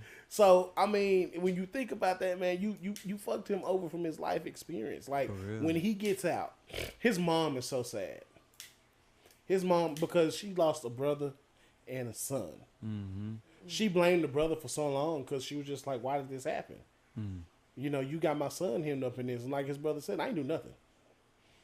I didn't point nobody out. The man be proclaiming his innocence, and then they tried to strike a deal. If you just say you guilty, we'll let you out on parole in 60-some years. He's eligible for parole when he's 64. That is The son, the nephew, the guy won't be out ever, indefinitely. Luckily, his appeal is in, and I hope by overturning his conviction, it'll overturn the nephew's conviction. Yeah, it has to. And see, like Stanley said, before DNA, it was literally a court of public opinion. And if you black and a defendant, you guilty to proven innocent. And they don't care about the truth or apologies. They want their conviction rates and their promotions. And everybody for arresting him got fucking promoted. Whoa. They get paid for that. Everything. Whoa. They got promoted. They get paid. This This is the country a biggest joke. case. I don't care. This This is country America. is a big ass joke. Sorry. Don't catch you slipping though. This was a big ass case for them. High profile ass case for these country punk ass motherfuckers. And see, I can't go down there because it happened in Wisconsin. I stick out like a sore thumb, and I didn't see none of us in there anywhere in that town. So the moment I pull up, they know. We have a big black guy here. I don't know what he's here for, but it's probably drugs. Pull him over. And knowing them, they wrongfully convict my ass too. Shit. Yeah, just show Did up. he just whistle? And is that a white lady? Ha! Get him. Wow. Whoa. And they use Whoa. that. Do y'all know that they use shit. that a lot? What a gunshot. They use that a lot. Gun shots. Like, But they could get away with that. There it is. It's sad, but it's true. You know what I'm is, saying? And I just it baffles me. I hate that this is the life we live because I feel sorry for Stephen Avery. Before, I used to always think I ain't gonna put that out there. Before I used. You gotta go and put it out there. I Huh? gotta put it out there now. I used to just be like, boy, they do niggas wrong. It'll never happen to a white person. If he was white, this, and this, and this, and this. And then I see it and I realize it's not a black or white thing sometimes. It's a money thing. It's a money thing. It's a money grab. And in addition to that, it's the police force does not want to look bad. We experience that a lot, especially here in the DFW. Video going around in Arlington. Police officers rode up on a black lady. This just happened over the weekend. Yeah, I heard. Rode up on a black lady for no reason. 2 police officers rode up on her. Ended up turning her around. One of the police officers took his gun out, put it in her back. Put it in her back, and then put it back. And then she was like, "Why the hell did you put his gun out on me?" She overheard one of them say, "Oh, it's just a learning curve." What? Yes. Then that ain't it. So they go outside because they in the huddle trying to figure out what they want to do. She catches them on video and overhears them saying, "We need to go ahead and get the security tape deleted." Wow. This is what we're lined up against. This happened in the DFW? Oh, Arlington, Texas. I'm shouting you out, motherfuckers. They're still trying to find the police officer's name. All 3 of you motherfuckers need to be investigated, arrested, and taken out the street. You don't deserve to have a badge. Learn to curb or not. Curb these nuts. But that's the thing. Like, they hiring anybody to be a police that's the officer. problem. Yeah, it don't 2 months of training. It don't take you that long, but Really? it take you 17 years to become a doctor. Thank you. You need 17 Thank years you. of Like, education I'm and telling training you, and everything residency they got hours and lined all up as a that. joke. And there's To no become a doctor, but there's no law. They don't learn. you can get no a high law. school diploma at 18 and be a full-time police officer at 19 and a half years old. I'm not gonna say Most of that. these police officers used to be bullied in school, and now they became the bullies. Now they know, I can bully you behind this badge. There's nothing you can do now, huh? Want to bet? Yeah. Do they even do background checks for them? You see this badge, don't you? No, I don't see your badge. If you didn't have it on, put me in the front seat with him. I bet I fuck him up. That's how I feel, and I feel like, and I've been saying this for years, that police officers should go through the same vetting As that military. federal officers go through. Oh, Because the federal departments like the DEA, the U.S. Marshals, even most of the state troopers, they don't have these issues. They don't have these issues. You always hear about this shit happening with local PD. You need to be able to do a psychological exam to weed out some of these racists. I find it funny that you will allow racists to wear a badge and a gun, but won't allow them to be on the jury. But they get them How is that paid. even fucking possible? They get them paid. It's a Think payday. about it. That's what Stanley You Jenkins put said. the racists in the front line, he gonna get you paid. Stanley Jenkins said they don't care about the truth or an apology. They feel like they want their conviction because the conviction rates equals higher conviction rates and promotions. And then he said that so whether it's the truth or not, a conviction is a payday. And it looks good to tell the people, oh, we are cleaning the streets. Exactly. You know what I mean? And that's what the people will vote for. Like, oh, yeah, he's cleaning the streets. Even if it's some false conviction. Oh, well, at least he's cleaning the streets. Of what? I cannot think of this young lady name, but it was a young lady named Tiffany. I can't think of her last name that lived here in the DFW. I believe she stayed in Arlington or Fort Worth, and she has a twin brother, and she ended up going missing from one of her psycho boyfriends. Right, she's missing, and they feel like they know he did it, but they had no evidence to do it. You spent all that time planting evidence on Stephen Avery. Why don't you plant evidence on this nigga? Because this is the second girlfriend he had go missing like this. That he just so happily don't know where she is. But you were the last person they seen with her. Oh, this is going to tie back to what I was thinking about earlier that I kept forgetting. So, like you said, it's a popularity vote, right? When it comes down to popularity, they don't want to convict somebody that they feel is popular to the community. You know what Big I mean? fact. That's why That played a part in it as well. So that's where, for me specifically, we get the idea of, well, it doesn't happen to white people because most of them are in that popularity contest, and the ones that we see that get away with it are popular to society, their version of society, to the justice system, to the police force. They probably give some kind of money or something. You know what I mean? They're popular, therefore they can get away a lot easier. You know what I mean? So when we see it, it's like, ah, dang, they don't ever do it to white people. But these other white people that do, it does happen to them, and we don't see it, it's because they're not as popular. You know what I mean? Mm-hmm. I just feel like America needs a big change when it comes to how we regulate the justice systems and how we do things like that. I still feel like fuck Joe Biden. I mean, fuck Joe Biden. Fuck 'em all. And I say that because this is off subject, but he still ain't said shit to address Brittany Griner. I don't appreciate that. She's in Russia. She's American. Regardless of how you may feel, she had a vape pen. It don't fucking matter, dude. She's an American. You spend all these monies and resources.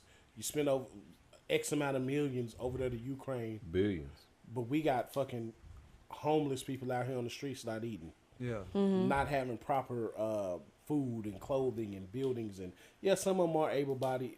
But I'm talking about the ones that can't take care of themselves. There's so much more we could have did with those billions of dollars that need to be spent here that you're not doing. And you do that, but you can't even acknowledge or say her name on TV. Well, It's about selling an image. I'm gonna say this, right?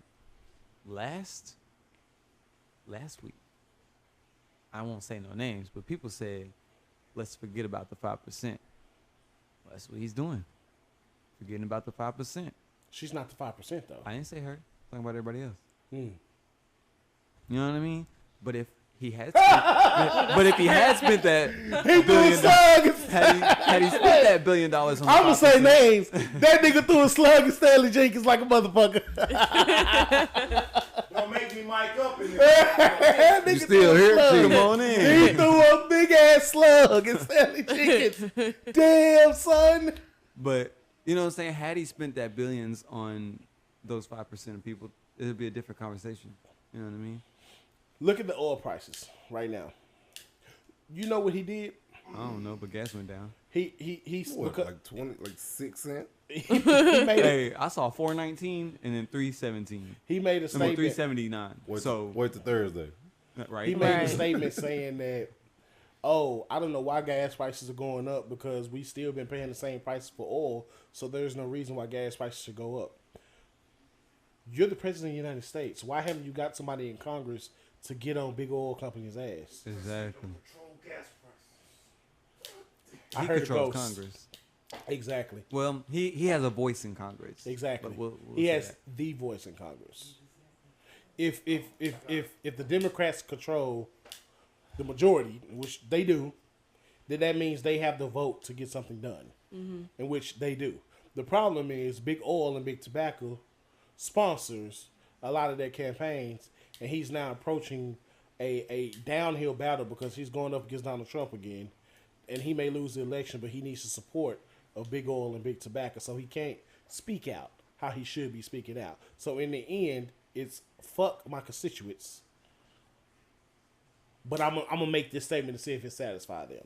And he probably told them, just lower it like 10 cents. He ain't Lower doing it 10 nothing. cents. They'll be okay.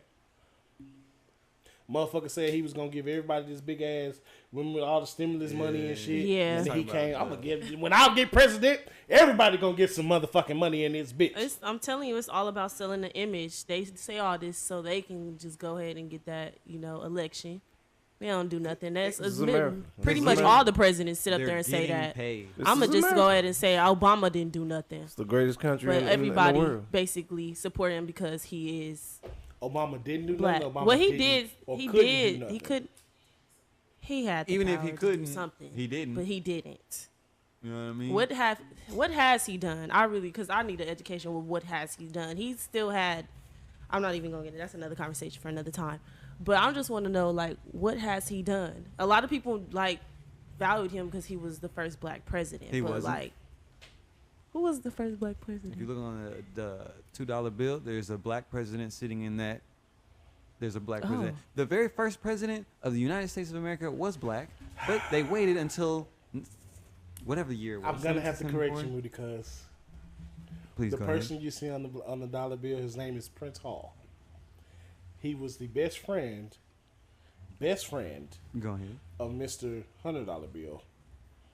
Franklin. Right. Okay. They were best friends. He was also a very light-skinned brother who had a very small voice in the community. However, Oh, I thought you he meant- had something that no one else had. He was also a Freemason. Mm-hmm. So him, George Washington, Benjamin Franklin, and a couple of other people, they all lodged together in separate houses, but together. Him being a Freemason gave him a voice. He was there for everything, including the Constitution signing. That is Okay. absolutely correct. Now, would he have been president? Fuck no. We got a comment in the comment section. Go ahead and read that. Oh, okay. It said, hold on. We on the gas, right? Oh, I got it. John Hanson was the first black president. He was a president before the presidency was created. Oh, I ain't got that one yet. That's what I was. That's where I was Oh, getting at. John Hanson is his name. Yeah, that's where I Okay. was getting at. John Henson. Again, John Hanson was what color? Black. He was not black. He was not president of the United States. He was not president of the United States. He wasn't president of the signed Constitution of the United States. There was no president. When we went George to Washington war, was president multiple times Right. before we even signed the Constitution. when we went to war, this is the war we had with Britain. Mm-hmm. It was white people in charge. It wasn't niggas. That's a fact. That was at that time. And but we didn't sign. We won the war, there were still and we waited slaves. years before signing the Constitution. You really think during a time where niggas were slaves? That's not who's on the $2 bill, sir. No, it is not. Okay. So there So was yeah. a time where we were war because of slavery. Everyone disagreed with slavery, right? No, Right? Yeah, everyone did disagree with slavery. This is why the North fought the. Oh my God. no, that's not why. It's not why we. It was about money, right? If we kept slavery going, the economy would have dropped poorly. That's what Abraham Lincoln was fighting for. What? I don't read my history, y'all, so I can't even chime in on that. You? Yeah, me neither. That's what Abraham Lincoln was fighting for. He wasn't like, listen, slavery is bad, guys. We got to stop this. He was like, listen, if we keep these slaves, it's gonna drive our economy down. Because you just said it was a popularity contest, right? Yeah, The people didn't like Abraham Lincoln. but they love their money. No. He had to abolish slavery so he can get the black vote. You do realize Black people that, right? couldn't vote. They couldn't vote. They couldn't vote at all. Okay. Oh my God. Keep going. You just said prison is big business, right? Mm-hmm. What did he compare prison to? Slavery.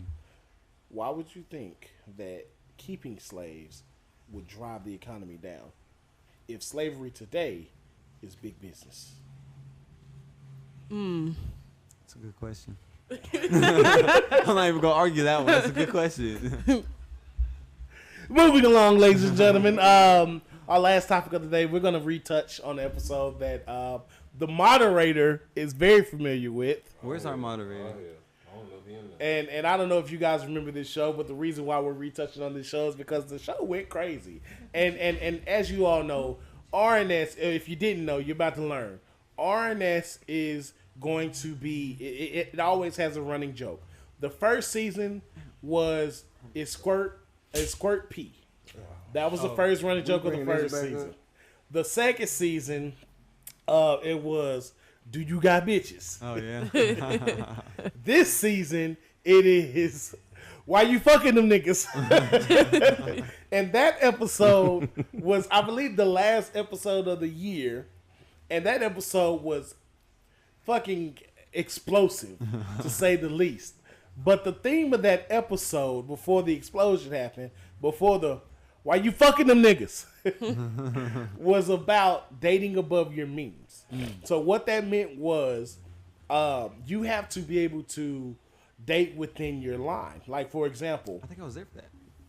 you probably, no, you weren't there for that one. It was me Was and there a Cornell. part We two? were the only dudes on the panel. Was there a part 2 conversation to this? 'Cause I No, we talked remember- about it a lot. Yeah. Okay. So, the premise of this conversation was, if you're 10, let's say you're a 5, right? And you go off and you date a 10. Yeah.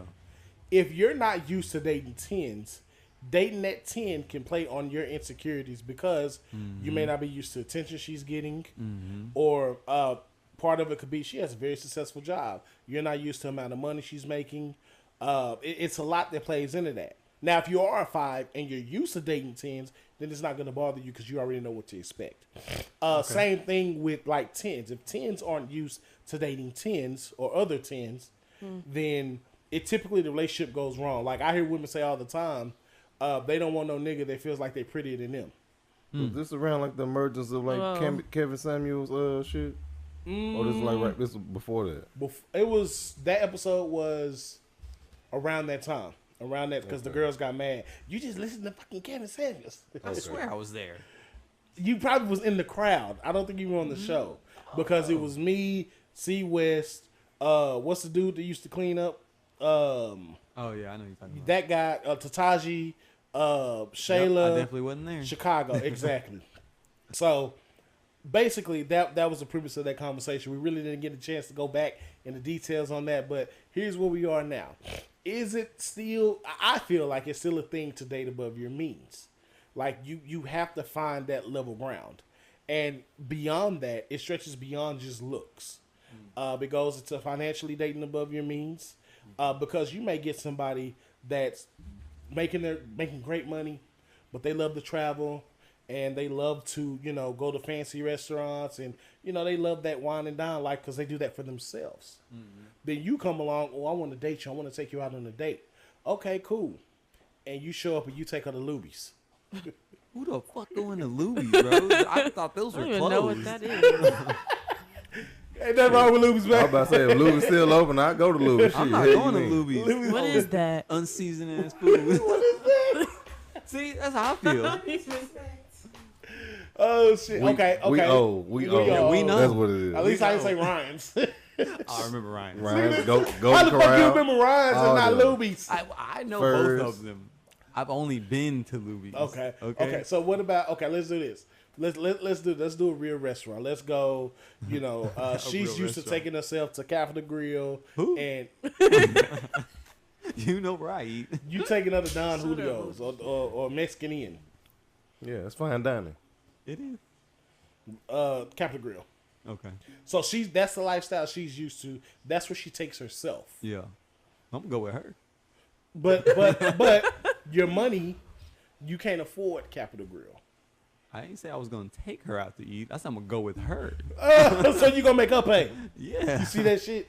You see that's Listen, it. if she wanna date me, Mhm. I mean, shoot. You know what I mean? This was gonna come with.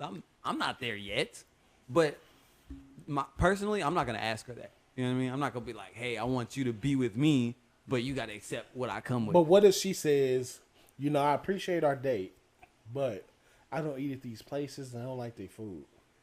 I get that. I'll cook for you. And what if she don't like the cookie? How long are you gonna cook? Because eventually she want to go out. I mean, cool. Let me just stack Until my he got bread, enough you know money to what go I to mean? Capitol Grill. Right. So you go cook. Let me just financially get there. Do you think it's fair for her to have to wait? No, When but she it's could- up to when her. She could just go on her own, Like I said, it's up to her. dating above your means. Yeah. Dating But above your But at means. the same time, it's all about the person that you are trying to date. You know what I mean? If they feel like this is something I want to do, Mhm. okay, then do it. You know, and if it's something they don't want to do, then don't be around it. You know what But I how mean? will she know? You pursued her. So, like I said, at that point, if I'm coming to her, I'm not telling her that I'm gonna take her there. You know what I mean? If she's like, "Oh, well, I only want to go here," I'm like, "All right, I get that." So right now, I can't afford that. That's not where my lifestyle is. So we could be friends, or if you want to date, you can give me some time. Let me get where I need to be. You know what I mean? I'm working on myself. But let me ask you this. Do you think she's gonna give you that time to wait without moving on? Do you expect her to wait, or Listen, I honestly don't care. I'm probably still Turn gonna drop it your on her. ass. I mean, honestly, you know what I mean? Go. You know what I mean? We ain't even got a date. We can just fuck. You know what I mean? That's cool with me. Wow. That's cool if you don't want to you don't want to deal with that. Cardi B? It's done, cheap to fuck. Cardi B done already schooled these girls and said, "Bro, niggas don't deserve no pussy." I know that's right. And yet, broke niggas is still getting a lot of pussy out here. Look, she want the guns. Go ahead. Oh, applause. I mean, I'm just being. That's why I say it's We actually important. had this conversation But yesterday. it's important for people to date within their range. Like that Yeah. that matters because For sure. a lot of the times you hear people say, "Oh, well, he was intimidated because I made too much money," or "He's intimidated by my status," or Do you think that a person can be a 10 with work? You know what I mean? Meaning, like, right now they're at like a 4 or 5, but they need the one thing that they're missing that could turn them into a 10. yeah, So what about that that? that can happen. I mean, ambition is everything, but it's the point of if she's already at the peak, or if he or she is at the peak of their careers. How long do they have to sit around and wait for you to get at the peak of yours? You know what? I saw a meme the other day, and it said, this rich guy asked this girl, would you date a bum nigga? Mhm. And she said no. And he turned to her and said, well, you are that bum nigga. Damn. Fuck. So basically, he was saying you wouldn't do it, but you expect me to. But again, I'm gonna tell you something. All these women running around here, right? Yeah. All of them have dreams of being with a millionaire, right? Do they ever run into millionaires? Some of them. Let me explain something. most rich people go where other rich people are. go. Yeah. They're within their dating pool. But okay, so look, there are those times where women will save up, you know what I'm saying, a lot of money just so they can get in that one room, look that their best, and their car about to break down, and check the engine light on, tires pressures on, you know what I mean? So need an oil change 6 years ago. They'll find the right sucker. You know what I'm saying? They'll do everything just to get to that one position, just so they can find that 1 million. And sometimes one girl might look up. You know what happens?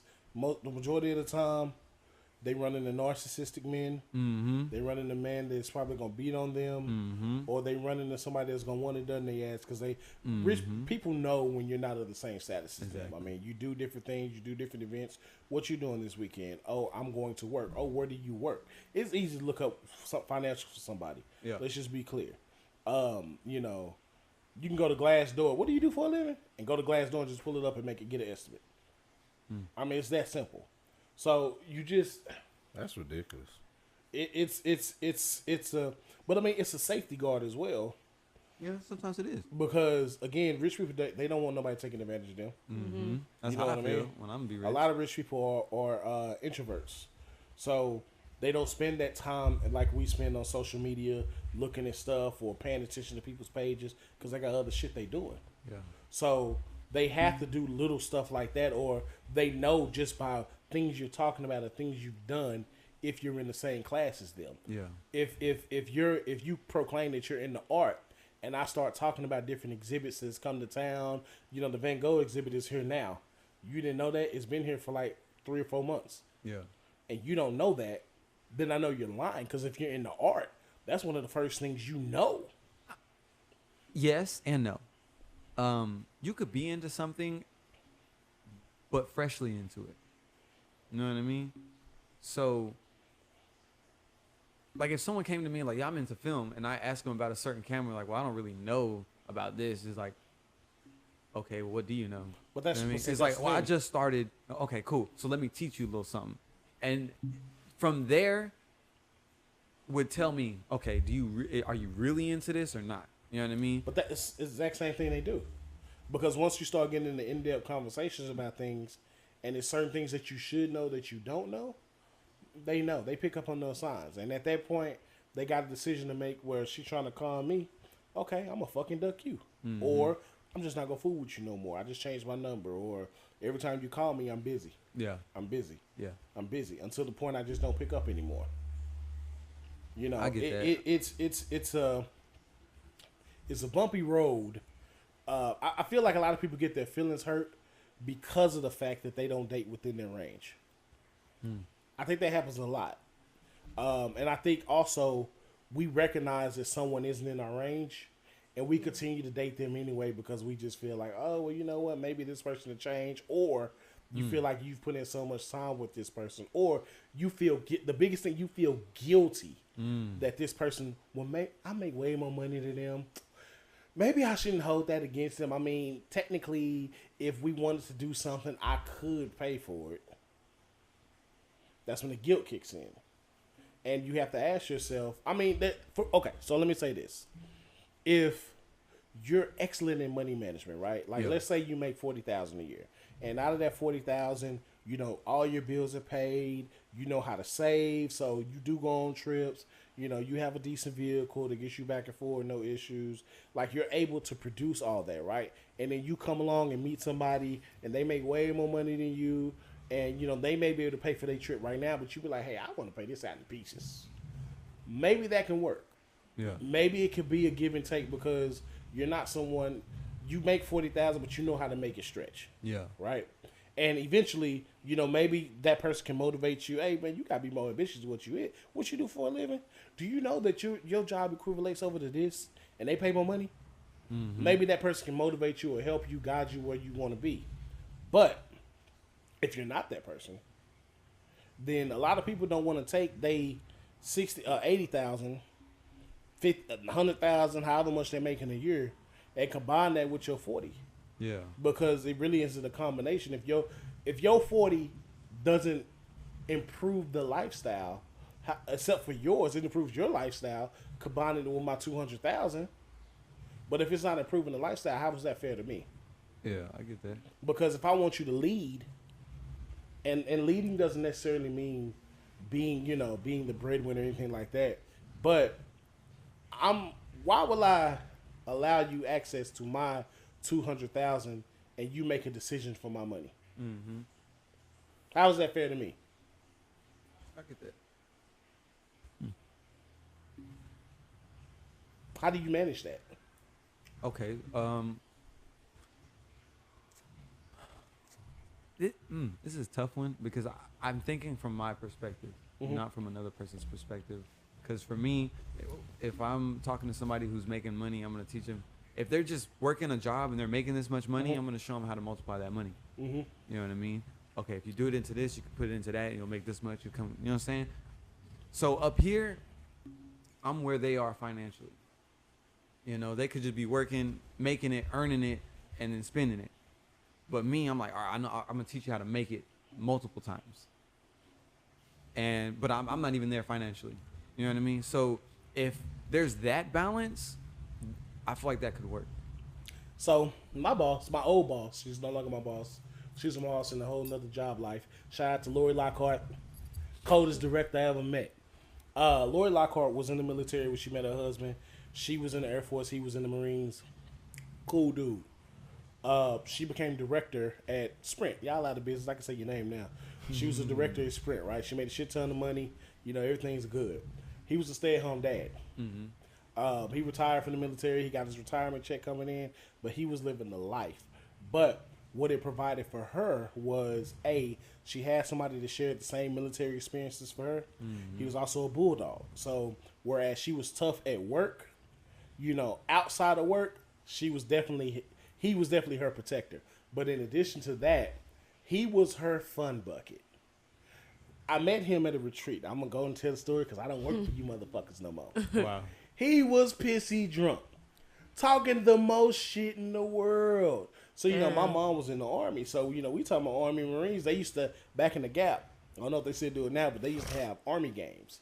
So, like, the different branches of the military would come together, and they would have, like, combat and field days where they go out and got to, quote-unquote, kill each other, but really taking flags and shooting each other with pellets and shit. Anyway, it used to be very competitive. Yeah. So we going back and forth, and all of a sudden, and he is a loud person. He was drunk. Damn. Fuck this shit. Fuck this company. Da-da-da. He was just going ham. We were laughing, kikiing and kaka, and all of a sudden I see Lori walk up. I said, oh, shit. He's like, what's going on? He was like, I said, my boss is coming. He was like, okay, we're going to quiet down. She walks up, and he says, you work for Sprint, don't you? She was like, yeah. And he was like, you work for a shitty company. Damn. I was like, oh, my God, I'm going to get fired tomorrow.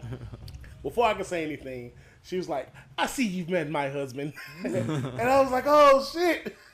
So afterwards, I got a chance to talk to her, and that's what she told me, you know, he's a stay-at-home dad. They have no children, by the way. He's a stay-at-home dad. Wait, what?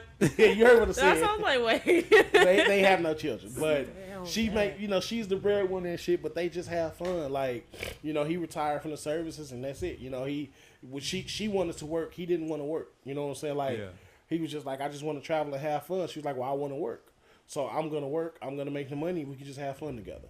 That was her yin. That was her yang to her yin. So do you? That fit. So you believe if it's like that kind of relationship, it could work? If because she's gaining a lot from him. Like she'll tell you, she's very much, because she's a woman in a male dominated field. You know, there's not a lot of women executives, so she has to stay sharp. Yeah, and she needs that at home where, number one, she dominates at work. She don't want to come home and dominate. Exactly. So she got him for that. When she comes home, he dominates her. He's also freak nasty. I just want to point that out. Oh, yeah. He slapped that ass several times while I was there, saying that he can't wait to get up to the. You want to go to the room right now? Like that. Listen, I'm talking about. I've never seen her so giddy in my life. I didn't know she smiled. I'm dead. She definitely was smiling. He was on point. But yeah, in a situation like that, her gain is so much more. He brought all that to the table. Yeah. You know, and he probably rocked the socks off when he was in the military. So, you know, that probably played a factor into it too. But that worked out for them. But coming from our society, because, you know, they weren't like us. Yeah, Not generation, just us as in Afro-Can Americans. We don't have privilege. So a lot of us have got it out of the mud and we had to go through the struggle, right? Yeah. So when you go through the struggle, the one thing that we respect for one another is the struggle. Yeah. So it's harder to accept someone when you haven't gone through that struggle.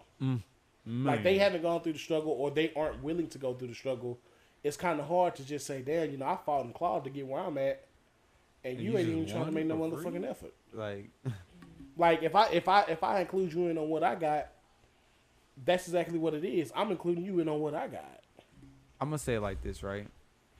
For me, I know that like I don't want a woman that's not fighting to get it. You know what I mean? Especially because if at the point where I've already got it, then I'm like, yo, what are you doing? Because if I give you this money, are you gonna spend $500 on a purse or $500 on opening an LLC? You know what I mean? Why they can't do both? It's only $500 at the moment. You know what I mean? What I'm saying is, if I give you this one time $500, what are you gonna spend it on? What she want to spend it on? Huh? Whatever she want to spend it on. Because you gave her $500. Yeah, that's cool. It doesn't have to automatically just be like right? a business investment like this. It's a gift. You gave her a gift. She do what she want to do with the gift. What I'm saying is, where is your head? Where are you at with it? Right? Because if somebody gave me something, money, financially, I'm going to put it where I can multiply it. So that way, if she wants one purse, okay, fine. Be happy with that one purse. Be gone. You know what I mean? But if she wants multiple purses, she's going to invest it, flip it, multiply it, and go buy her a few purses. You know what I mean? What she want to do? Well, then that she could go do what she wants to do without me. Because I'm not going to be with her. So you going to dump her because she didn't invest? Yes. The way that he What wanted if she to. already You know what I making mean? money, though? So that's different. But what I'm saying is, if I meet somebody, different levels, right? She's like, I just want to spend. Okay. You can go spend somebody else's money, not mine. You know, one thing I learned about this pandemic is that women they are go-getters. Listen, I've seen during the pandemic more women close on houses and open up different businesses than I've seen before that I even noticed. You know, and then you start looking and seeing, like, I'm in a lot of these black-owned business groups. I would say 75% of them are female. And they come from different varieties. Hair, body lotion, deodorants, candles, cleaning services, portable liquor services, slushy machines. Listen, I love to see it. I love it. What we need to see more of, though, is everything black owned. Specifically, like, if you're making soap, make sure you get your black products. You know what I mean? Not from, all right, I get this from this white company and then I make it and now it's black owned. Because it's really not 100% black owned. No, but it is though. I mean, it's just you can't knock the idea. So like that's just like with Nintendo. You know, Nintendo ain't 100% owned by a Japanese company. They get their parts from everywhere around the world. I mean, no, I get that. It's cost efficient. That's bringing it in, building. You know what I'm saying? I was talking about like companies to where, say I take this monster right here and then I break it down and make it into something else, and it's still a monster. You know what I mean? I'm just reselling it as somebody, as my, you know, with my name on it. But why? But That's what they do too. Yeah, but a lot of this stuff was created by us. Check this out though. Check this out. I'm put this down. I'm put this while it's gone. I'm about to get real serious. Coke. Which one? Cola. Wow. Okay. Wow. It's damn shame you got the picture right. Hey. Coca-Cola. Coke makes Coke, right? Coke makes their brand of soda. Yeah. Coke also makes their own generic brand of soda. So it's rebranded as something else, but it's still Coke. But listen, there's grocery stores that buys the generic brand of soda and rebrands it as their store's soda. Kind of like with water. Yeah. It's not Kroger's water, but Kroger buys the water from Nestle and rebrands it as Kroger's water. Why can't we have the same format if it's making them millions? Listen, I'm not saying don't do it. What I am saying is I would love to see a lot more of us being the Coke and not the Kroger. I can understand that. You know what I But mean? I also understand that black people got horrible customer service majority of the time. So Yeah. So then I'd how are you agree with still that. selling in the first place? because you gotta make money. You gotta make money. Man, go make the stuff so you can make the money. Because if you out here making it, can't nobody. You're your own competition. If you can cut out cost by 50% by just it costs less to get labels than it is to make the product. I get that, but you make more making the product. I say don't reinvent the wheel. Get your money how you can get it. Sometimes you don't have to work as hard as we try to make. So listen, I have a motto I live by. I tell all my employees is work smarter, not harder. Work smarter, not harder. I love seeing women who create their own hair products. You know what I mean? They get this kind of oil and this kind of whatever, and you know what I mean? And they create their own, and now it's their product.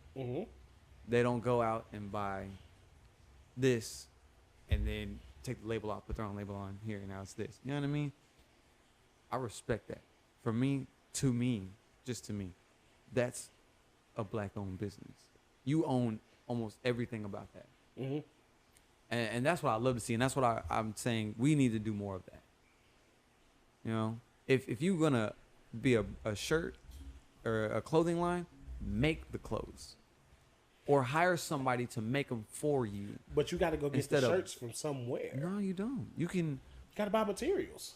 You can make the shirts. We as a people need to learn how to actually make this shit. But that's what I'm saying. You got to go buy materials, right? So if Chinatown in LA got the cheapest materials, why will I want to go to a black-owned company that sells materials let me show you something. that's 10 times as high as Chinatown? If you knew how to process cotton, and she knew how to pick cotton, and he knew how to make shirts, and she knew how to dye it, and I knew how to sell it, we'd have a thriving business.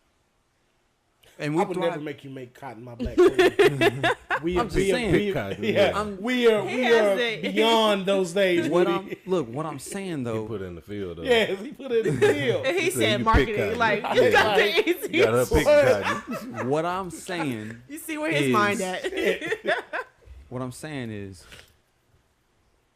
we need to go out and put in more work, because one day somebody's gonna say, "Screw these people," you know what I mean? And money's gonna be a lot harder for us to get. Yeah, but if we know how to make our own shit, we don't have to depend on everyone else. But is it bad to have like if you don't know how to make it, like why not start with like an easier process until you get to the point where you can? I get that. No, I get that 100%. I get that. Start somewhere, but learn how to make it happen. Learn the process from the beginning, and not just use what somebody else has. Because if that shirt business that you keep getting your shirts from dies out, you gotta go over here to the guy that's more expensive. Or you could be like Bill Gates and use what somebody else made and become a billionaire. Or you can make it yourself and become a billionaire.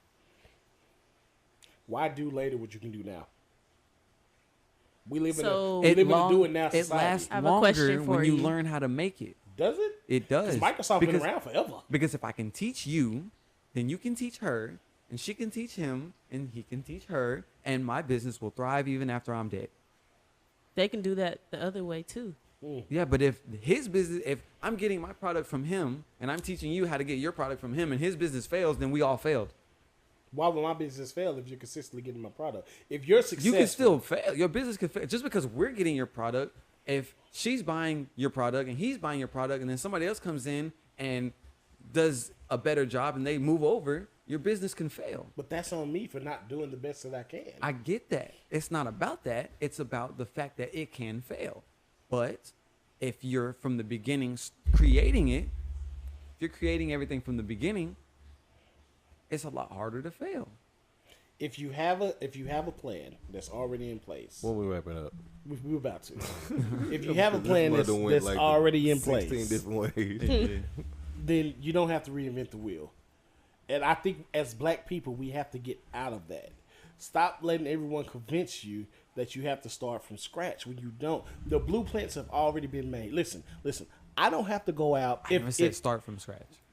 I said get there. That's starting from scratch. No. If you start by relabeling, cool. But at some point, learn how to make it yourself. Because you've already started. Okay, now learn to make it yourself.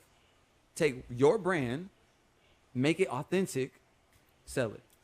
All of the current successful businesses, and I just want everybody to take a note of this, in 2022, have been stolen. Yes. Microsoft, stolen. Yes. Facebook, stolen. Even if you Twitter, it yourself, stolen. Yes. Instagram, stolen. Yes. It's enough for everybody. Snapchat, stolen. I get that. So, with that being said, ladies and gentlemen, that's the end of our show. We're going to go ahead and get to the closing moments. We're going to start right over there with the beautiful lady. So, can I just say that my favorite part? Okay.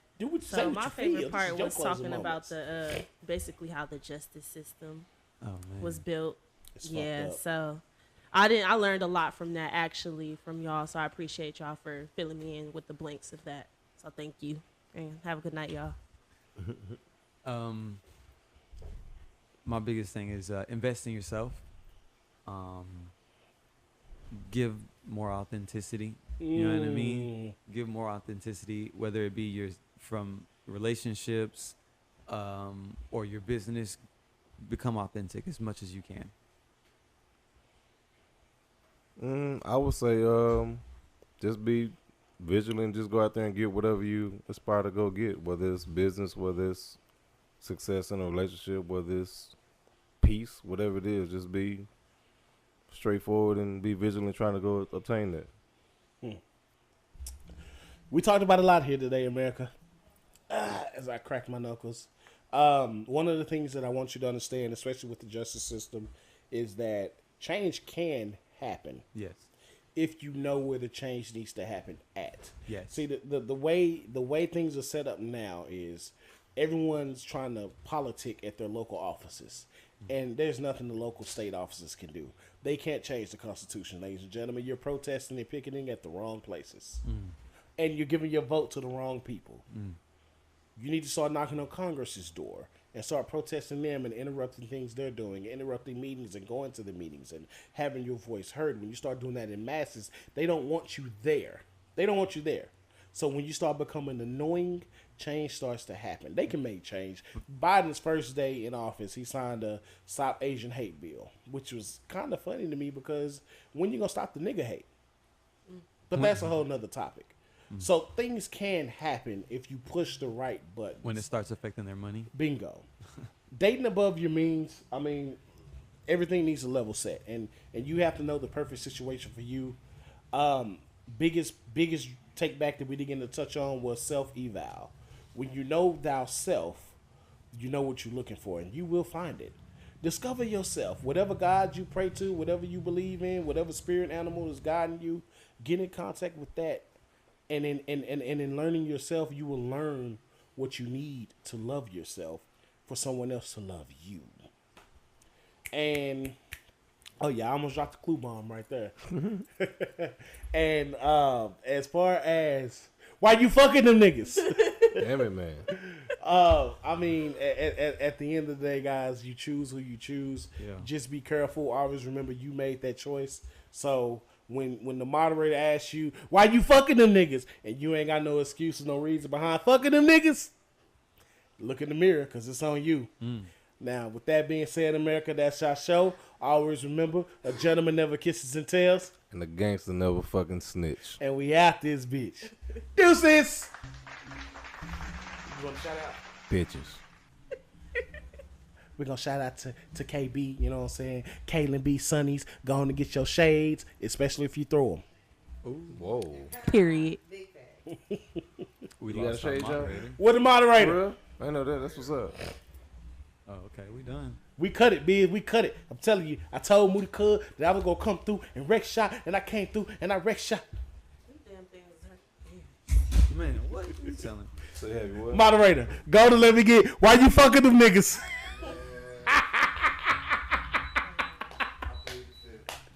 Nah, but on the real, if we honestly started making our own shit again, I feel like we could better our community. When you say making our own shit, what do you mean? Meaning like I was talking about making shirts, right? So all the way from the picking the cotton to pressing the, making it, dyeing it, everything.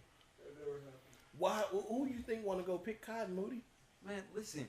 If you hiring somebody, there's a lot of people that want jobs. You know what I mean?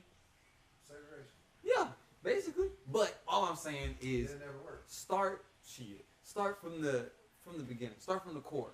Keeping everything 1,000.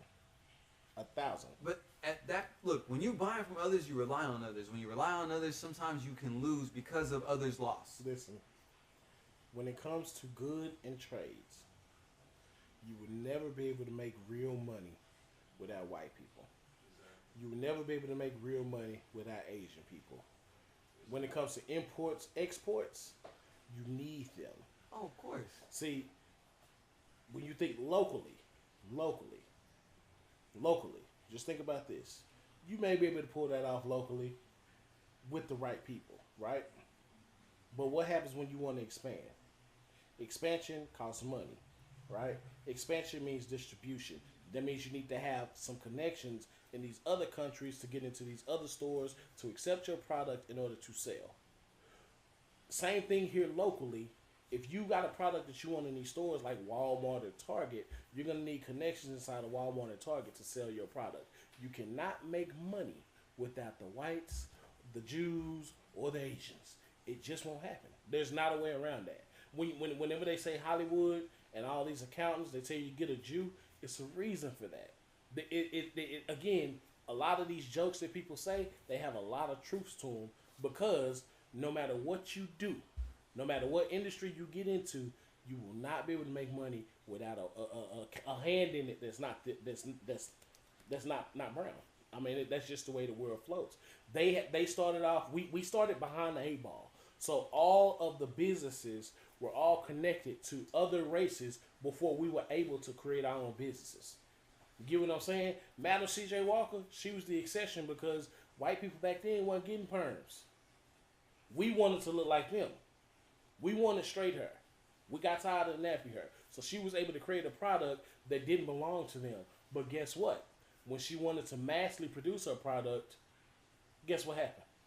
Now you have to open up your patent. Now you got to show us how you make it because we're going to put your product in our store and going to allow you to sell our product. But we got white people that want perms now. But, see, if you got one person doing it, yes, it doesn't work. But if you got a whole community of people doing everything from the beginning, still local. It still expands. What happens is recycling the black dollar. We yes. can definitely do that better. But what I'm saying, we still would need to. What I'm saying is, if one community is doing it, another community will start. Once the next community starts, you have a trade partner. The next community, then another community. Partner. Yes. We're talking about making money. I don't live. Listen, I'm sorry. Call me what you want. I don't live by the barter system. Like, and when it comes to money, it's a barter system. No, it's it's still not. barter. You're trading paper or digits. Okay. Well, watch this. Right? But for a product. But you know what the white people are doing? You know what their barter system is? I tell you what. I'll give you the Chrysler building, and I'll give it to you for $3.4 million. In turn, I'm going to take that $3.4 million and invest it into the Los Angeles Lakers. Let's switch like that. It's a deal for this building. Crypto. Big bingo. And now, look how much the Staples Centers and the Los Angeles Lakers are worth. It's $1 billion company. I bartered with you and traded a building for $2.4 million that was probably like $30 million back then. The Chrysler building is still one of the best buildings in the world. That's their barter system. Our barter system is you make a product, I make a product. You give it to me, I give it to you. The problem with that is when you start wanting to do things of luxury, that barter system don't make you no money. So I now can't go out and buy the house that I want for my family because I'm not bringing in dollars. I'm bringing in trades that's good for my family. Okay, you make shirts, I make food, I give you food, you give me shirts. Where's the money? See, We already passed all that. but what we're forgetting, right? I make food. I got food. You got shirts, right? So now I got clothes. You got food. Well, the handyman needs food. All right, you got food. I got wood. Now we got a community. Somebody knows how to build. Someone knows how to do this. You don't have to buy a house. You get a house built. Where's the money? Your house built. In the barter system, you don't necessarily need money because it's an exchange of goods. When somebody has something that you need. Can I exchange goods to take you to Bali